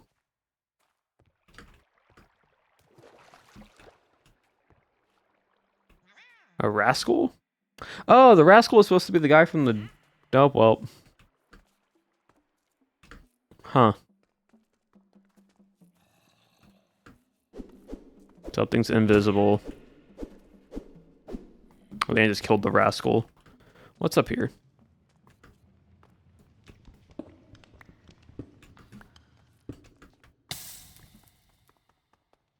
Oh, it's one of these. I don't want to deal with one of these.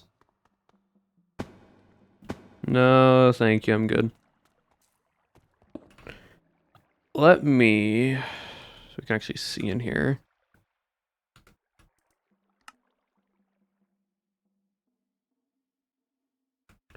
Have a bit more night vision to actually be able to see around.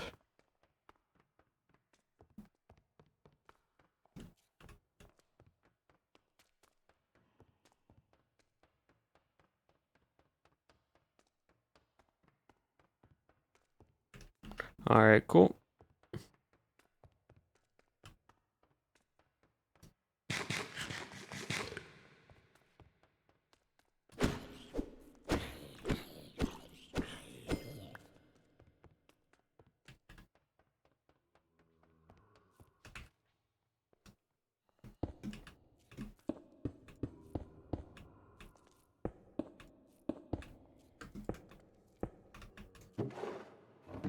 Nothing.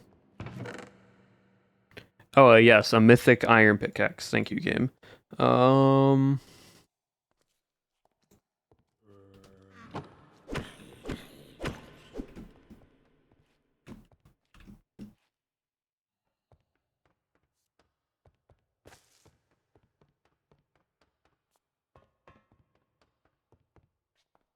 This is one of them, actually. That barrel?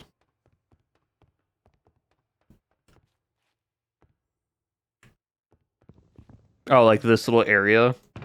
A mythic chest can, like, if I open that into a mythic, mimic. I see. So, you know, the thing I was trying to find, the game doesn't want me to find. Got it. Cool, thanks, game.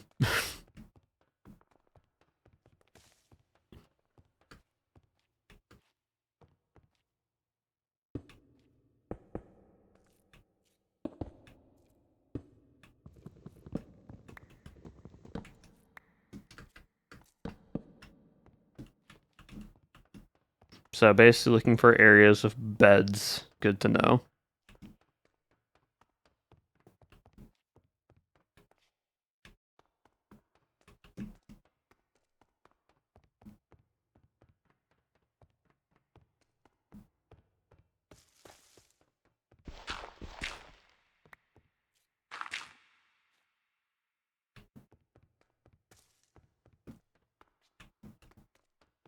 Is that... Oh.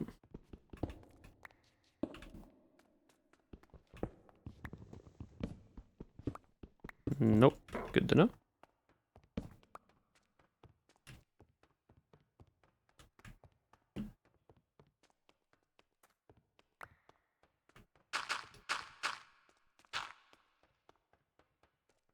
Oh. No. No.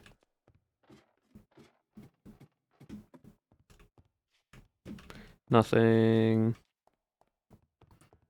At least the other mine shaft that I went to had some chests in them. This one just has nothing.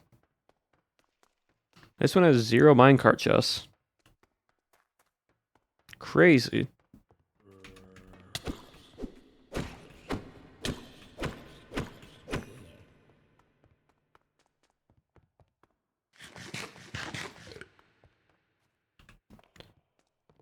Welp. Yeah, it's crazy empty. Yeah, like this is no, hold on. Maybe I just didn't check over here.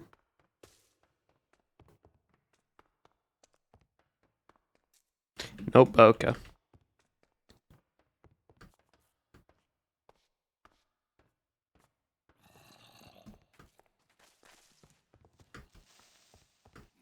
All right. Oh, time to go back up. Time to claim.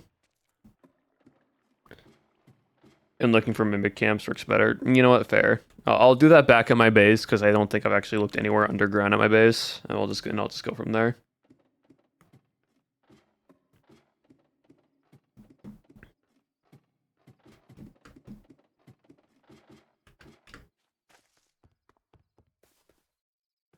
All right. So technically, if I what was this slash OPAC claims claim. So if I claim this chunk here, right? That's the chunk the game's saying I claimed. Yes. Okay. So if I claim this chunk here, you do not move out. Where did you come from? Where did the child come from?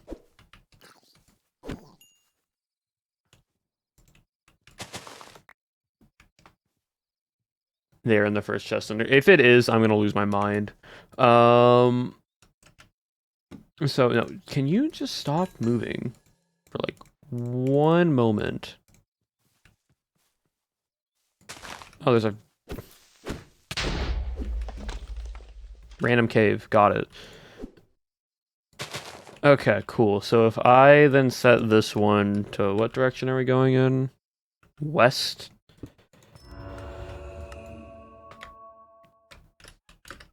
Far west. And then I TP back to my base. I am now here. I then... Oh, wait, hold on. Slash...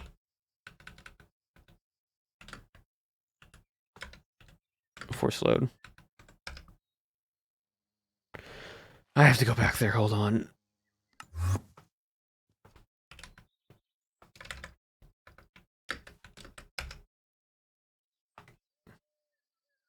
Okay, cool. I don't think that's the same one, but you know what? We will find out.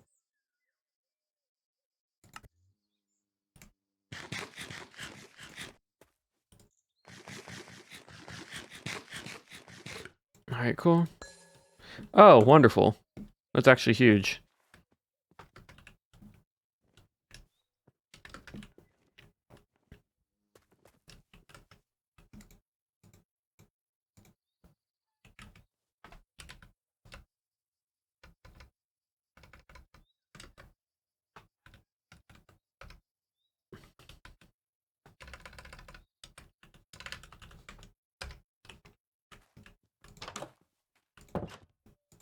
Sick.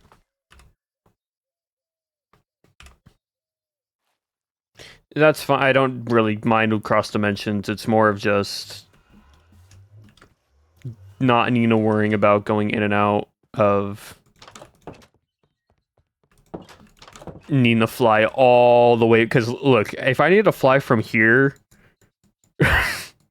going from 30,000 blocks back to negative 1,200. Oh, that takes me so much time, though. I found mine underground. Well, yeah, I know dragons spawn underground. I like the whole Mynestria stuff. Dragons. I know dragons were underground. I just have not been trying to find one. But sweet. Okay, cool. We're gonna call it there for today, though. We made good progress. Actually, let's do one more thing just to say we actually have made progress before we end stream. Uh, oh, I think the pillagers killed a lot of my villagers, but you know what? That's fine. Was not really trading with them. Bell on the. Oh no, there's a bell on my base. No, I need this. I have a pickaxe that has.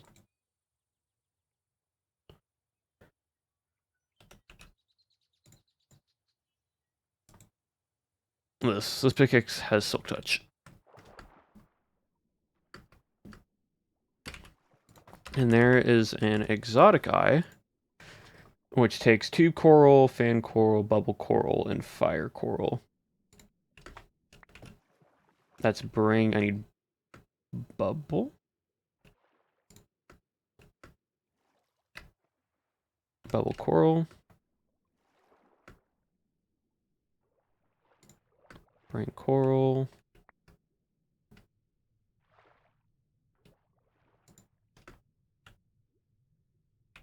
New. I need the yellow one.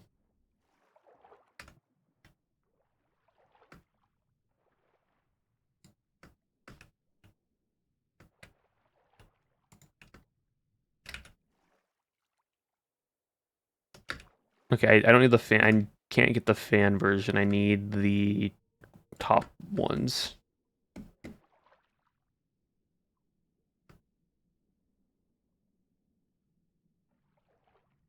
You. Okay, cool. These old soldiers? I don't know. Raid ended though.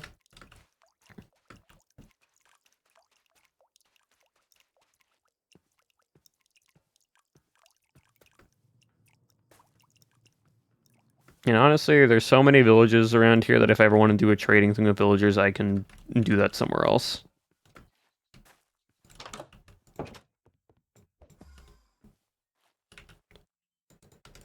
Alright, cool. I now need my Nautilus shells. I should have more than that. Nautilus shells, Nautilus shells. I don't think that's enough, unfortunately. Unless I put them somewhere. Oh, I did. Okay, cool. No, we have enough.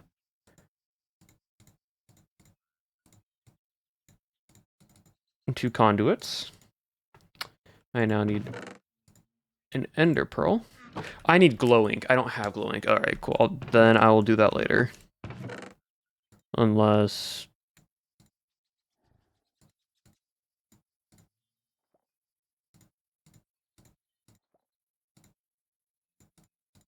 Because I'm literally just missing 2 glow ink.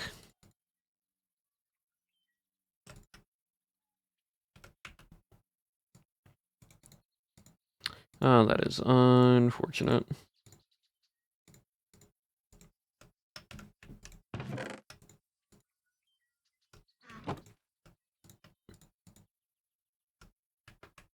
Yeah, oh well, I'll go get them later on then.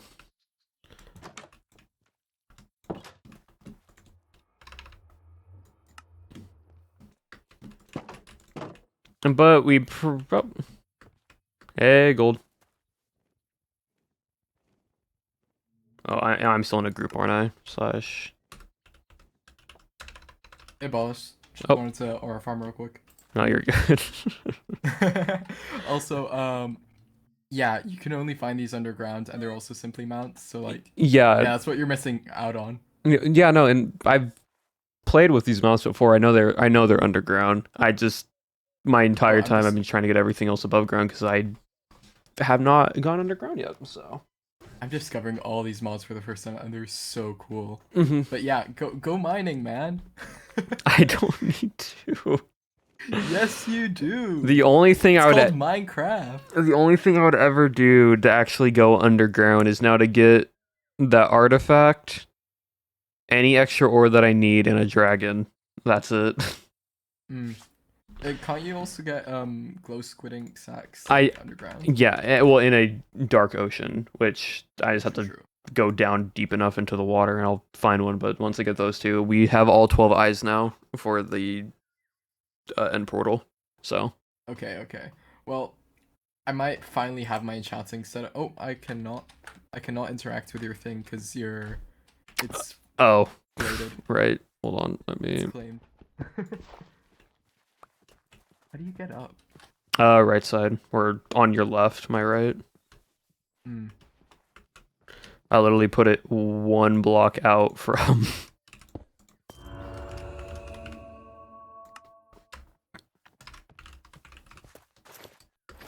All right, all right. There you go.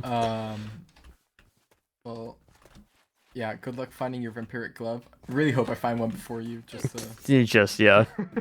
But Yep. yeah. But Good luck with your hunt. oh, good. Thank you, Gold. But alright, chat. We'll probably go do that later. We have 2, 3, 4, 5, 6, 7, 8, 9, 10, 11, 10. I'm missing 2. I have. Oh, I have the Guardian one. I got the Guardian one in my bag. That's why. Guardianite. There we go. Cool. All right, but with that being said, chat, we're gonna call it there. Thank you for everyone who stayed around and watched you basically just fly over 30 blocks, 30,000 blocks, I should say, trying to find one single artifact. Well, it's fun. We got to talk about a lot of different stuff. But with that being said, we're gonna end stream there. We're gonna raid out, and we'll call it there for today.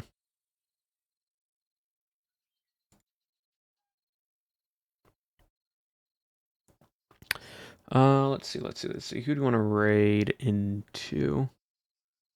You know what? I don't think I raided in the Viking. Or if we, I think I only raided the Viking maybe once. But we're gonna raid a Viking pilot. So / raid into Viking pilot. Viking right now is doing a shulker loader in Skyblock Kingdom. So join on the raid. You can leave right on after if you need to. But thank you all again, chat, for having me today. You all have been awesome, amazing, and wonderful. I'll see you all on Wednesday, where we will continue doing this and trying to get unkillable. But as always, chat, remember to abolish your regret, and I will see you all next time.